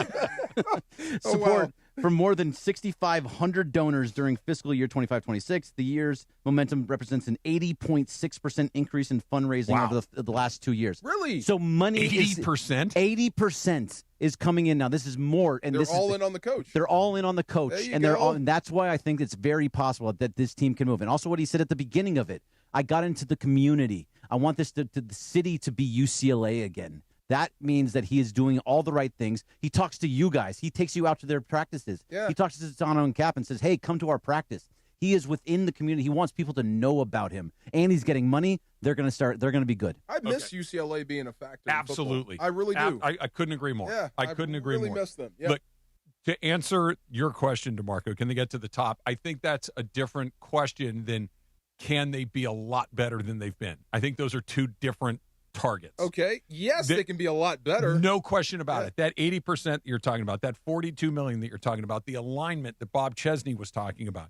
That's how you can go from a team that finished 3-9 and 12th in the Big Ten to we're a lot better than we used to. We're going to compete. We're going to try to get near that top. But think about what you're talking about to be at the top of that league. Who are you competing with? Ohio State, Michigan. Ohio State, Michigan, money, USC, lots of money. Oregon, Penn State. Don't forget Indiana. Indiana. But these are not schools that are kind of interested in being good at football. That's the only thing they care about. Yeah. That is everything to USC. It's everything to Oregon. It's everything to Michigan. It's everything to Ohio State. It's everything to Penn State. Like, that's where it all goes. And if they don't, they burn guys out so fast, right? And if you have that level of intensity is going to be very hard to match. Can they be a lot better? No question about it. Can they occasionally pop up and mess around and maybe be near the top? Sure. But to go toe-to-toe with the Ohio States of college football every single year with the Michigans, that's a lot. They used to do it in the Rose Bowl. Yeah. The rules were totally different then, though. But I mean, why not? They used to stomp Oregon every year. I mean, we've all seen it. It can happen. I mean, we've seen them beat Big Ten teams in the past. That hasn't happened with these rules, and I think that's the biggest part. Like once but the now rules it seems like they're playing. It does. They're in the game now. $41 million. Yeah, you can. I know that Bill Knight sneezes at $41 million. But you can get enough players to compete, not to be 3-9. That's what I'm saying. Yeah. I'm saying that they can raise that floor a mile. Yeah. They can get back to what I think they were for a long time, which is we're in here. We're never going to be an easy out. We're going to compete like crazy. We're going to put a ton of guys in the NFL. We're going to do all these things. Ohio State, Michigan, those are different animals. Like these are guys that have $40 million payrolls. See, I would totally agree with you usually, but now I don't because of one reason. Indiana was the worst football program in the world, in the country. They historically the worst, and they were amazing last year. Went all in. Now I know Bob Chesney doesn't like being compared to him because of the whole Kurt Signetti thing and how they came from the same place, JMU. But the fact is, it can happen, and it can happen quickly if you have the right coach and you have the right amount of money. Because did the exact same thing, and they can get there. It may not last all for years and years and years. There may be an answer to this, and I'm genuinely asking. I don't know who's their Mark Cuban. Casey Wasserman. Okay. I mean, is he going to spend money like Mark Cuban spends it? He has been spending money for a while now. But it's you're competing, they'll come. Mark Cuban, Phil Knight, like these are the guys that you need to go toe to toe with. He's doing the right thing. He's getting people excited. That's how you get people to spend money on your program. He got up to $41 million because people are starting. Awesome. I'm pulling for him. Yeah, I love the guy. I think he's fantastic. I think he's pulled all the right levers. He's said all the right things. Now I just got to go play and be a lot better. 3-9 last year, 12th place in the Big Ten. What's a successful season for them this year? Flip it. So I think 9-3. 9-3. That's a huge flip. I think that'd be good. Bowl game is successful. Aren't you avoiding some of those top teams in the Big Ten? I don't think you have Ohio State on your roster. I don't know. USC has them. Yeah, I don't think UCLA does. I haven't memorized. I think you might have a chance there. Yeah. Are they on there? Okay. Yeah, I'm looking too. So they have Cal, San Diego State, Purdue, Maryland, Michigan, Oregon. and SC are the two heavyweights. Michigan and SC. And Oregon. So they avoid Ohio State, Michigan, Penn State, Indiana. No, they play Michigan right Do before. they play Michigan? Okay. USC. Okay, I'm sorry. Yeah, you're right about Michigan. But no, they have Illinois, Nevada, Michigan State, Wisconsin's okay. Beat the Maryland. teams you should beat. Yeah. I think that's it. Beat the teams you should beat, and beat one or two that you probably weren't supposed to. There you go. Catch up. I think that's what it is. And so what do we got? 12 games last year. If they can go 7-5, that'd be good. I think that is a huge step in the right direction. And a win streak at the end. And don't be a push. You think about what they did last year. They lost to UNLV. Yeah, they lost to New Mexico. These aren't just teams that you shouldn't lose to. They got steamrolled by those teams. Yeah, that needs to stop. That might be the first time some of those teams have beaten UCLA. I wouldn't be ever. surprised. You can't be making history. And that's why he was fired, Deshaun Foster, in the middle of the year. Okay. Yeah, so it was time to move on. Yeah, it was time to move on. So for me, I truly believe this. I don't believe in Lincoln Riley. I don't believe in the USC program. I don't think Lincoln Riley is going to take him anywhere. I think UCLA is going to make a playoff before USC does. Is that crazy? Woo! Yeah, I think that is nuts. Why? SC's roster is pretty talented. Yeah, but so is Lincoln Indiana, Riley, so is Ohio State. We're on the so fence is with Oregon. Lincoln Riley, but he can coach. He's pretty good. Well, he hasn't showed it at UCLA. I mean USC. USC. I mean, but for UCLA to get there, I mean that's 2 or 3 years out. So even if it's 2 years out, they could still do it next year, just like Kurt Signetti did it in year 2. I think it's Lincoln possible. Riley makes it before UCLA. I think that I do too. Yeah. They just missed it last year. Like they were the fourth place team in the really Big hard Ten. schedule this year. I understand that, but they're one of those schools that this is what they do. He could get it right. Yeah. You know this, right? Yeah. He could get it right and change everybody's opinion. And they're just a lot closer to the finish line of the playoff than UCLA is. Now, if you said to me over the next 10 or 12 years who's had more success, I think that's a more realistic goal, but just who finishes in the playoff more quickly? I mean, SC could do it this year. I don't think UCLA could do it this year. They could. I mean, yes, it's going to be very hard for them to do it and not likely that it happens. But also, USC has not shown anything. I know they were just missed, but they lost every game on the road that was important. They have a tough schedule of playing a bunch of good teams. They have Indiana. They have Ohio State. They also have Wisconsin. They have other teams that are going to be Oregon. They've got Oregon, Washington, Penn State, Wisconsin, Ohio State, Indiana in a row. In a row. You lose those games, it doesn't even matter. Even if you win 9 games and you lose 3 of those, or let's say you're at 8-4, 9-3, you're losing to teams that are better than you. Why are the committee going to look at that and say you lost to all the good teams? You said Indiana, right? Yeah. Yep. Mendoza's gone. They're retooling. They're still in the top 10. Yeah, I know, but but Mendoza's gone. We'll see what happens there. Who else? Ohio State lost a lot of talent. They still have Julian Sain, and every single publication I see has them number 1 in everything. They got a bunch of talent, but they lost a lot of talent. Oregon has their quarterback back. We don't know. Washington, what do you think about Washington? Of course, I think they're the best team in the country. Come on now. Absolutely. Yeah, but I'm just saying that it's a schedule that's not easy, and it's not. You don't look at that schedule and go, "Oh yeah, we're making the playoff." They've got a very daunting end of the year. He's either coach of the year or fired. I think you're right. Yeah. I think they're either in the playoff or he's probably looking for something. Pretty much. else. That's what that schedule tells me. Yeah, because there are a lot of seats at the table now. There are 12 where there used to be, far fewer. You've given him ample time to get it squared away. He's got the resources that he needs. He's got the reputation that the university needs. He's got players. There's not a lot of boxes that he doesn't have checked that you would like to see. We gave you everything you needed. Right. Yeah. And so let's go do it. Yep.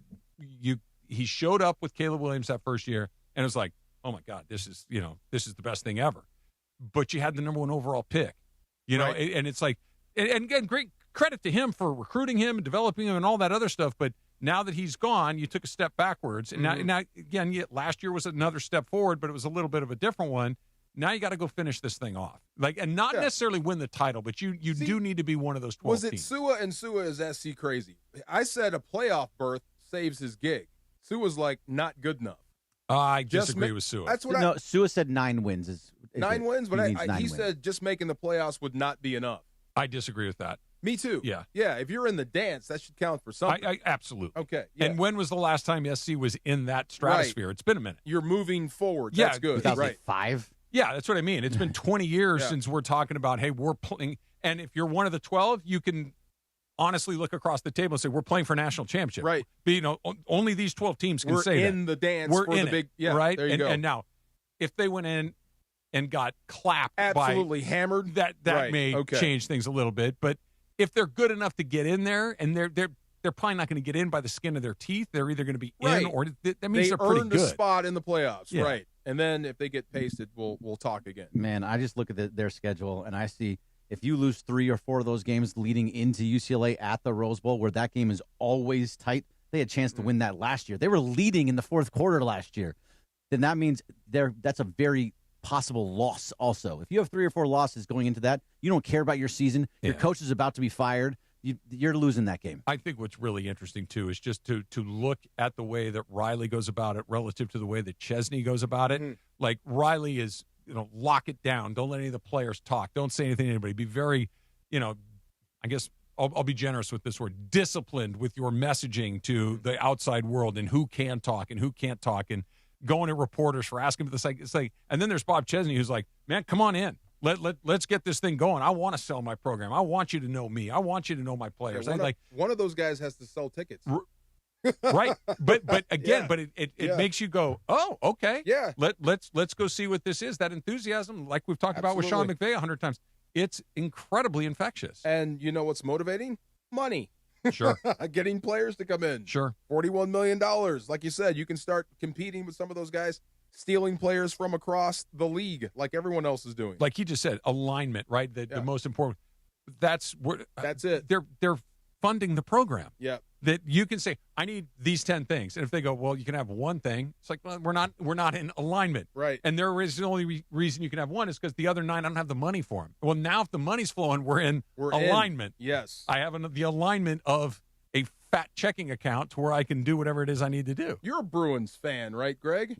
Yeah. When's the last time you were excited about the football program? When they hired Chip Kelly. No. Well, I was excited because of the hire, yeah, but the Jim Murray years were pretty good.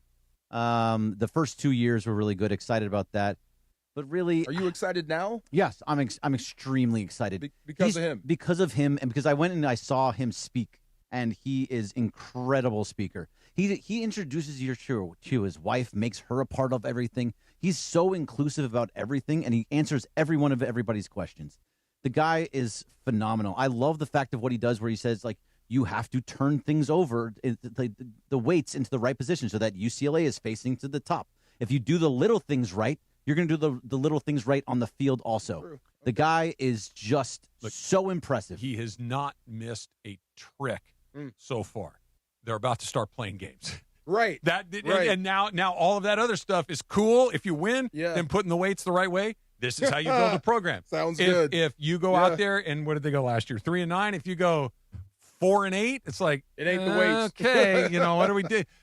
I have all the faith in the world. I think he's going to really turn it around. But we are now done with the cosmetics.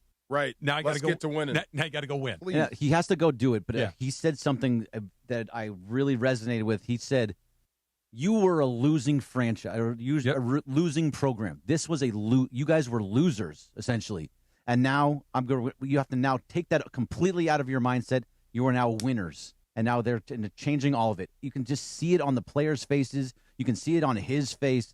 Everybody in there is bought into a T. Now you got to go play. Yep. Yeah. Yep. We'll see. Yep. We'll see. Yeah. And you're right. It is a franchise. It's no longer a program. Yeah. It's a franchise now. It is. DeMarco, they're in alignment with the university. But don't you understand about Not this? NCAA, the university. They are in alignment with their athletic department. Correct. Yes. Which means cha-ching. Bing. Yeah. Right. 42 million, 80% increase, whatever it is. Wow. Hey, man, go get it while you can go get it. A little straight up is coming up next. It's DeMarco and Travis, ESPN LA. Mason and Ireland, the OGs of LA sports talk. I still think that there is just some sort of collective amnesia of what the Lakers were before LeBron got here. Okay. Seriously, don't okay me. No, You're about to dismiss me. I am dismissing. Don't dismiss me. Look, that's a take. That's called a take. I know, but I hear this take. Mason and Ireland, weekdays at noon on 710 ESPN, the ESPN LA app, and on YouTube. In sports, you got to have the right team in your corner. Same goes for after an accident. That's why when people ask me who do I call, it's easy. I tell them my guy, attorney Big Al. Big Al and his team have been helping accident victims across California for more than 15 years. 1-800-HURT-123. That's 1-800-HURT-123. They're available 24/7. 1-800-HURT-123, or check them out online at attorneybigalca.com. Attorney Big Al is attorney Ken Klein, based in Los Angeles. Football season is back, and ESPN LA and Waba Grill have your chance to win. Tune in to the DeMarco and Travis Afternoon Show the week of August 3rd for the Waba Grill Trivia Question of the Day. Be caller number 7 with the correct answer, and you'll score a $50 Waba Grill gift card. Every daily winner is automatically entered into Friday's random drawing for an unforgettable VIP game day experience. Listen all week on ESPN LA. Waba Grill, an LA original. Shohei Ohtani's interpreter was fired today. Ippei Mitsuhara ran up gambling debts to a Southern California bookmaking operation. The inside story of the biggest scandal in modern baseball. He was absolutely bananas, the amount of bets he was making. I've never seen anything like it. From 30 for 30 podcasts, this is The Betrayal of Shohei Ohtani. Presented by Gusto. Episodes 1 and 2 available now. Listen wherever you get podcasts.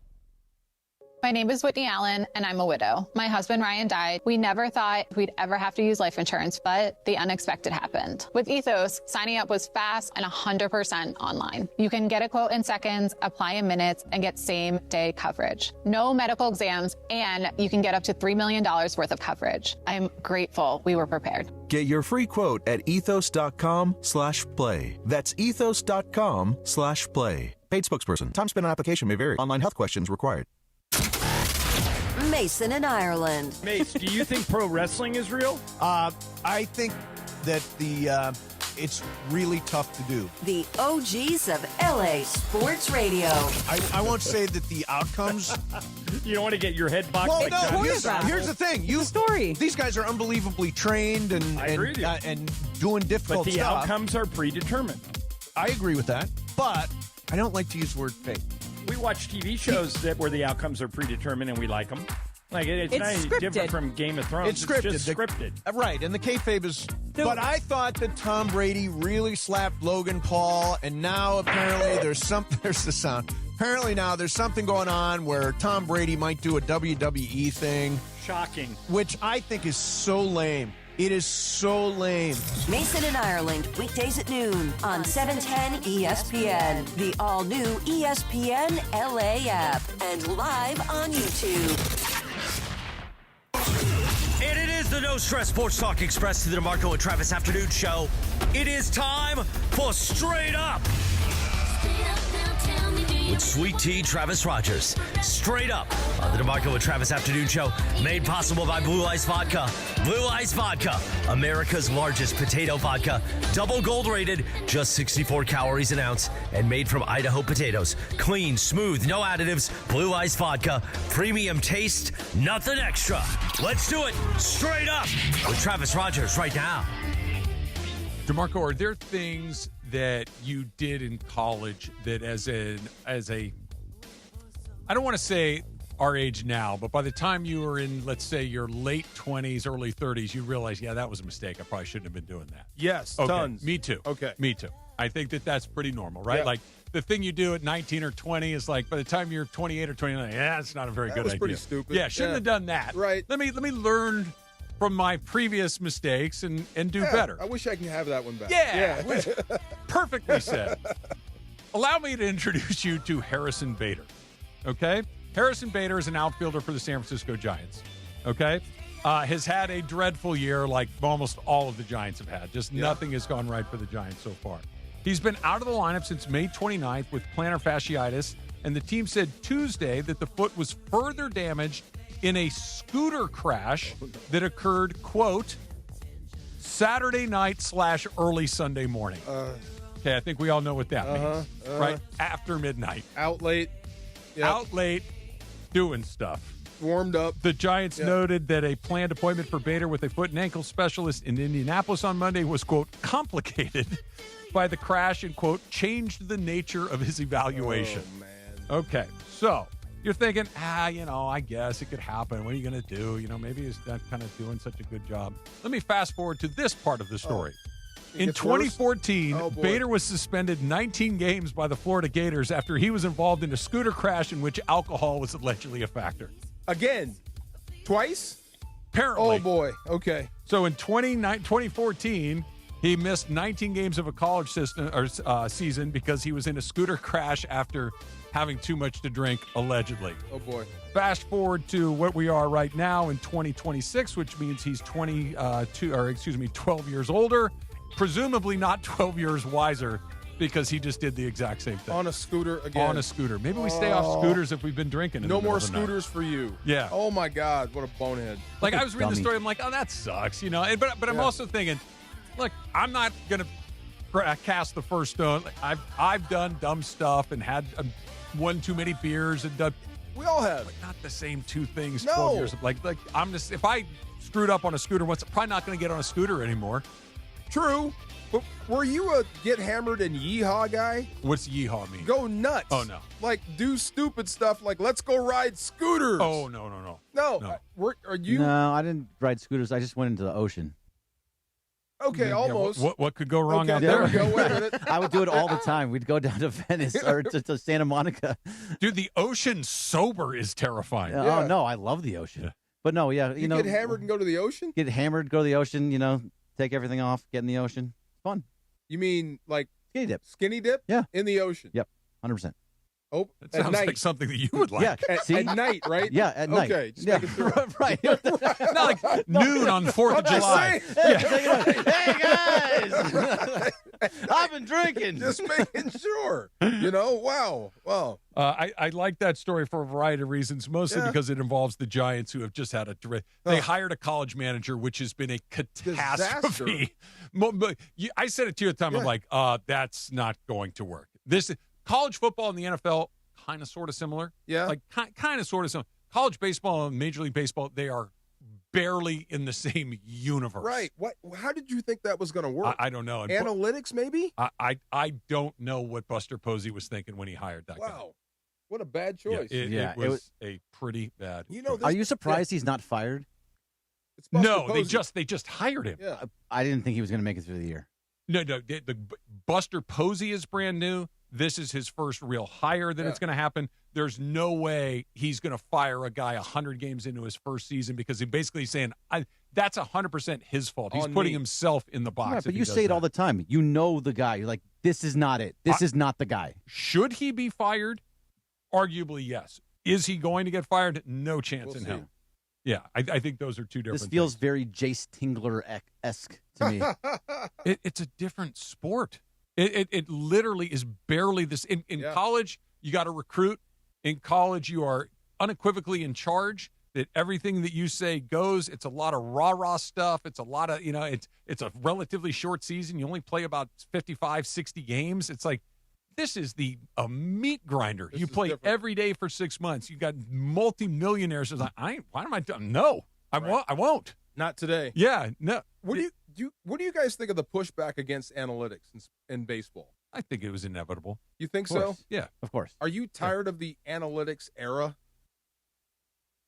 No, but I think that there's also what I am tired of is everybody thinking that baseball is a math equation to be solved rather than a game to be played. Okay. That I like baseball because it's fun to watch. It's fun to play. Yeah. If that means stealing bases, that's fun. I understand that it's a bad bet analytically. I understand that having the ball put in play is not any different than striking out analytically, but it's different as far as the game is concerned. Yeah. I understand that blowing out everybody's arm to throw 150 miles an hour is fine because you can find another one, but it's not a lot of fun to watch as a sport. True. I think that it's starting to swing back the other way. It was Ron Darling doing a game, and I guess they were using a position player at the end, and he was so frustrated. But at the end of the tweet, I didn't go too deep into it, but they said the product is almost unwatchable now. I disagree with that. Bad? I totally disagree with that. I disagree with that, but I understand the sentiment that would make somebody say that it's boom and bust. There's not a lot that happens a lot of the time. Now, because I'm a Dodger fan, because Greg's a Dodger fan, like the Dodgers play both with a ton of analytics, but they also got a ton of guys on base. They got a lot of star power. They're not just trying to cobble together the best math equation. They're cobbling together the best math equation with the best players. Right. So that's a little bit different. But yeah, I understand the underlying sentiment of this kind of sucks. I never heard that before. Yeah.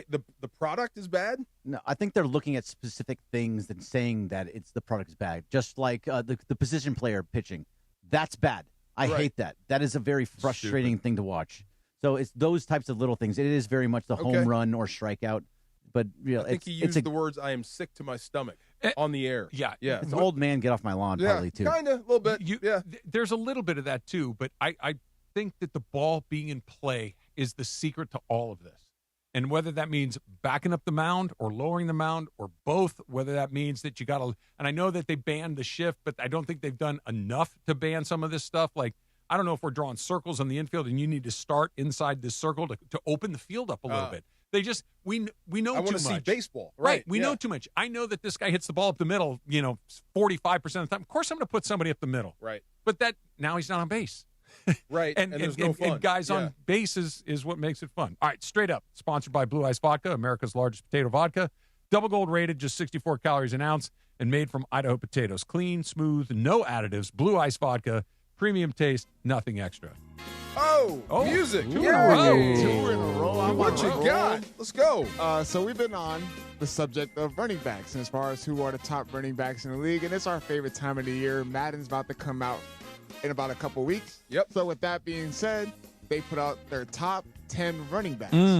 So we're going to go around the room, and you guys are going to guess who is the highest overall and in the top 10 in that category. Highest paid or just No, just top on 10 the list? So they're overall. So they get the Madden overalls, rating. Madden ratings, Okay. yes. So top 10 running backs per Madden in their eyes. So we'll start behind. We'll go this way. We'll go Gray. Okay. I'm going to say Bijan Robinson. Bijan Robinson is number 4. 4? Wow. Okay. Which way are we going? You. To you now, DeMarco. McCaffrey. McCaffrey is number 2. Jahmyr Gibbs. Gibbs is number 1. James Cook. James Cook is number 5. I hate the way you say that. James Cook. It's just so fat. Cook. Cook. See? Sounds like you're joking. All right, DeMarco. Did anybody pick Saquon? No one did, and Saquon is number 7. Number 7, okay. How many? This is the top 10? This is top 10, correct. Oh, boy, where's 5 then?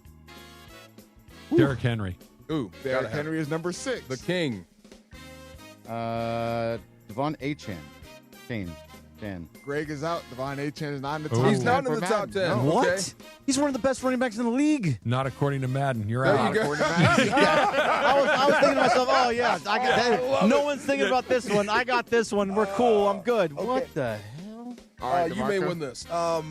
I'd be shocked if he's not there. Jonathan Taylor. Jonathan Taylor is number 3. Okay. That's a What really a good mess. There's only 3 left.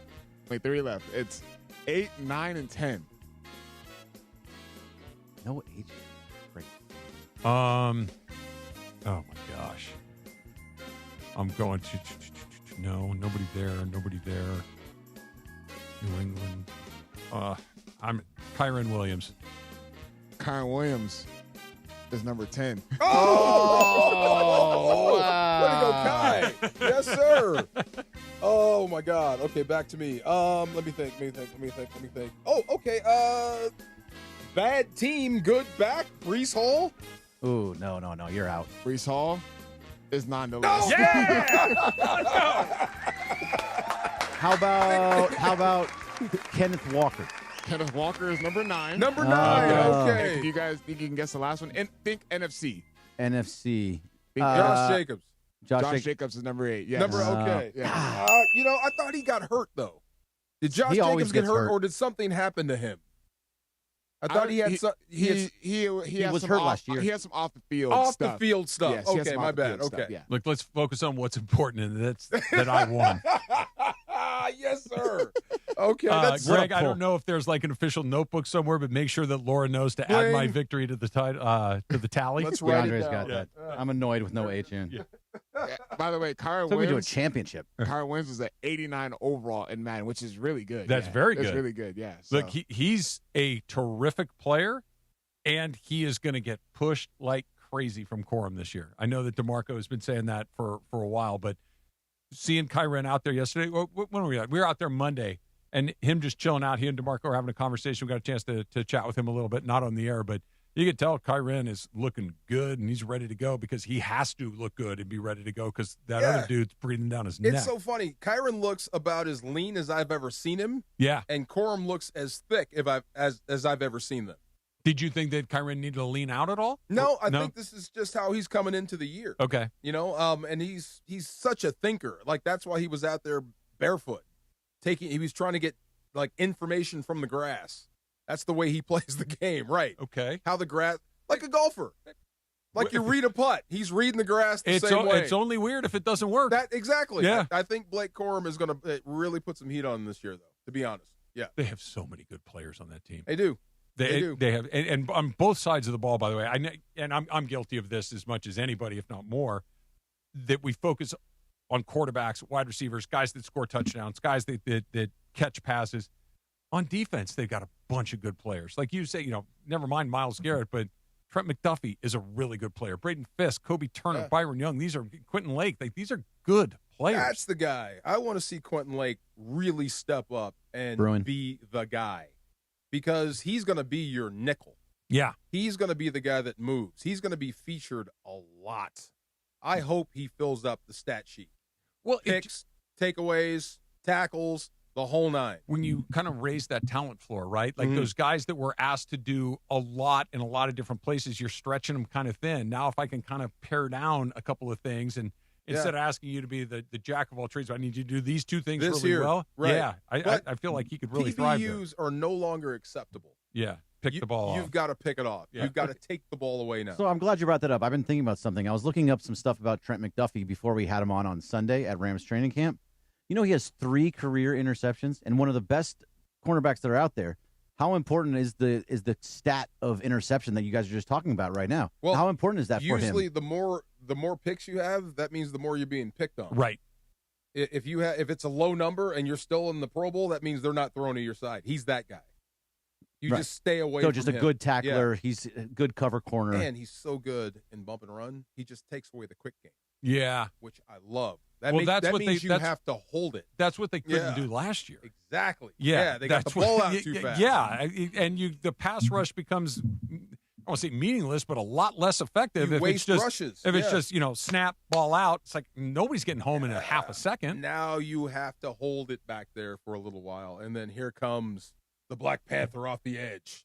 Kaboom! I can't wait. Oh, man. I it's going to be. They have a game. What, 2 Saturdays? Yes. Yeah, 2 Saturdays. They have the first preseason game of the year. It should Did be, I put that right, Travis? Yep. Wins last man standing. Well, let me put the S on that. And Hold on. you put the you got the date up there. There you go. 7:29. Yeah.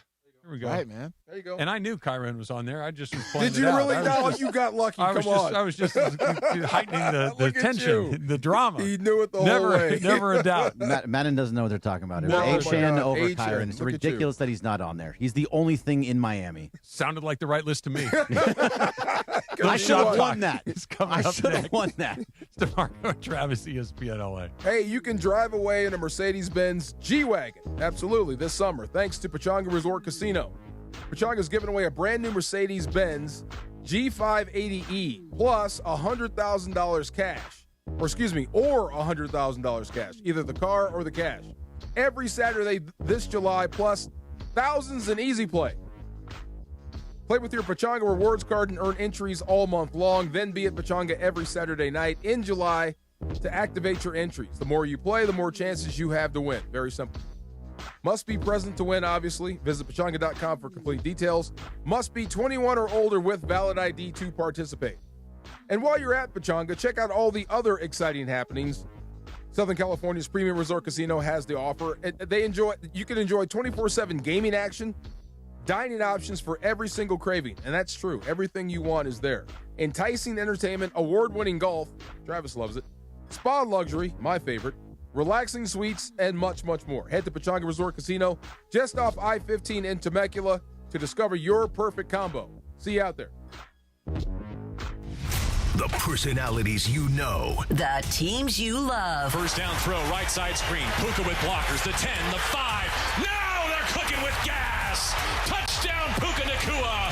Touchdown LA from down 21. The teams you love. The station you spend time with every day. LA's mega sports station. ESPN LA 710 and the all-new ESPN LA app. Breaking news doesn't wait, and neither does ESPN Los Angeles. When the biggest stories hit, count on ESPN LA Breaking News, powered by Valvoline Instant Oil Change. Their expert technicians deliver a championship-worthy 15-minute drive-through oil change that gets you back on the road fast. Don't get caught on the sidelines. Pull up, drive in, and keep your ride performing at an MVP level. Visit SoCalOilChange.com for game-winning coupons and to find the Valvoline Instant Oil Change location nearest you. Valvoline Instant Oil Change, powering ESPN LA Breaking News. Prizes, flyaways, even cash money. You want it? We've got it. Find a list of all contests and official rules by visiting ESPNLAcontests.com. That's ESPNLAcontests.com. Are you ready to make a difference for the environment while helping the visually impaired at the same time? Then donate your vehicle to Heritage for the Blind today by calling 1-800-983-6530. Every donated vehicle will either be properly recycled in an eco-friendly manner or given a new life through reuse. Donating your vehicle is easy. Simply call 1-800-983-6530 and Heritage for the Blind will do the rest. They'll even arrange for your vehicle to be picked up at no cost to you. And for a limited time, when you donate your car, you'll receive a $200 restaurant voucher and a 2-night, 3-day hotel stay at one of 50 locations. Call 1-800-983-6530 right now to schedule your vehicle donation and make a positive impact on the environment while helping others. Heritage for the Blind, where every car donation counts and every person makes a difference. Call 1-800-983-6530 now. This advertisement is paid for by Heritage for the Blind. This is the afternoon show with DeMarco and Travis. Thicker. A little firmer. A little firmer, a little thicker. And I like like mine a little firmer, too. Yeah. DeMarco and Travis continue. A little thicker, a little firmer. Here are the guys. DeMarco, and there's another one of our friends, Steve Saxton. I can't believe hey, Steve. Hey, Earl. No. They're legends. Yeah. It's pretty fun. Yes, we should be throwing flowers as they walk. Every time we go out there, I'm like, ooh. Right. I really am. Wow. I get very giddy. All right, let's start with International Tiger Day. Is that like Tiger Woods Day or like the animal that lives in the jungle? International Tiger Day. Bengal Tiger. Bengal Tiger Day. Okay, Yeah. I was a big fan of Bengal tigers. They're pretty enormous. Yeah, but didn't you when you were a kid, you picked animals you loved? I think I always picked the Bengal tiger. Yeah. Okay. Kind of cool, right? With Gunther Gable-Williams. There you go. Right. Exactly. Yes, okay, sir. I know the answer to this, but I'm going to ask anyway. I'm afraid of what you're going to ask. No, it's not weird. It is weird, but it's not. Do you know who Gunther Gable-Williams is? Gunther Gable-Williams. Yes. Was he on Gunsmoke? No. DeAndre, no, right? No idea. Rebecca, any idea who that is? No. DeMarco, you know who he is. We talked about this. GGW. He was the lion tamer from the circus in the 1970s. Like the circus that would go around the country. It would show up in your town for a couple of nights. He was the guy. Yes, and he was like nationally famous. He was the guy. That he was a part of. This is how starved for famous people we were in the 1970s, that the lion tamer from the circus was well known to every child in the United States. Yes, sir. Gunther Gable, he had a picture with a leopard around his shoulders. It was, very specific. Don't look at me. Gunther Gable-Williams. It's National Chicken Wing Day. Okay, every day. You're going to observe? We're having pizza. Ooh. Yeah. Okay. You see, I had to drag my daughter everywhere today, so I said, we'll have pizza. Are you going to go to your lamppost spot? No, I'm going to Fresh Brothers. Okay. Yeah, but I may get some wings because Wingstop is right next door. Usually pizza places have some wings on the menu, too. I like Wingstop. Okay, great. The lemon pepper and Wingstop. Come on now. Done. Fresh Brothers, delicious. Isn't it great? Good choice. Good choice. You know what's just one of my favorite, just simple pleasures in life is when you go to your local grocery store. I'm an Albertsons man. Yeah. And you go and you get one of those rotisserie chickens out of the little case. So good. And you get it home and you open up that little plastic bag and you just pull those wings right off that bird. It's just like, it's this perfect little appetizer. I'm like Sylvester the cat, just right in there and nothing but bone comes out. Yes, sir. Yeah, absolutely. So good. Is it weird that I eat a whole chicken standing over the sink? Not at all. Okay, good. No. Over the sink? You're doing it right. Is there a reason? Yeah, because I can either take the time to take it all apart and eat it, or I can just sit there and shovel it into my face as fast as possible. Don't have to get a plate dirty. Don't have to wash my hands between every bite or wipe them off. Just hunks of chicken directly into my right maw. there with you, absolutely. Okay, good. I Done feel it better a million already. times. National Lasagna Day today as well. You ever tried to make one? I make one every Christmas Eve. Do you really? You do. Okay, once a year is about right. Yeah, it's a lot of work. It's a lot of work. It is good. So you know what else is great? The next day when it's in the fridge and it's perfect. Cold. But you got to boil the noodles and then you got to put them. You got to set them aside. You got to set them aside. You got to make the meat. You got to make it's the a lot ricotta. of work. You It's a lot got of to work. chop up all the stuff. Yeah. It's a lot of work. So okay. A good slab of lasagna is Do you hard have a to good beat. frozen one you like? No, I only make it myself. Okay. Yeah. But because nobody in my family really likes it other than me. Oh, but really? on Christmas Eve, I make them suffer. We get the Stofers every now and then. Yeah. It is National Vacation debuted in theaters today in 1983. One of my favorite movies of all time. I love that movie. Me too. Right up there. Yep. It is. What's your favorite scene in that movie? When they get to Wally World. You're like, okay, that's Yeah, great when they with John finally get Candy, to Wally World, yeah. and he pulls the BB gun on John Candy. When he says, "This is a quest." Yeah. Yeah, right. When they tie Aunt Edna to Oh the my roof God. of the car. Yes. Oh, yeah. And they're driving through the desert with Yeah. Aunt Edna tied down to the roof, dead Aunt Edna tied to the roof of the car. The Incredible. cop and the dog. The cop and the dog. I'll go back and scrape the rest of the carcass off the road. You folks have a nice day. Is Aunt Edna on the roof at one point when he looks over at Christy Brinkley? No, she's in the she's car alive. still. Yes. Yeah, that's right after he ate the sandwiches that the dog peed on the picnic. He almost throws it away immediately. Oh, my I think gosh. the dog peed on these. And he's opening the meat and he's doing the thing. You know what? Now I know it. Dodger game ends tonight around 9:30 or so. At least we're going to turn that on for a few minutes. Yes, Greg, sir. thanks for pitch hitting today, as always. Thanks, guys. D, good job. We will see you See ya. tomorrow. It's DeMarco and Trav. ESPN LA. We'll see you then.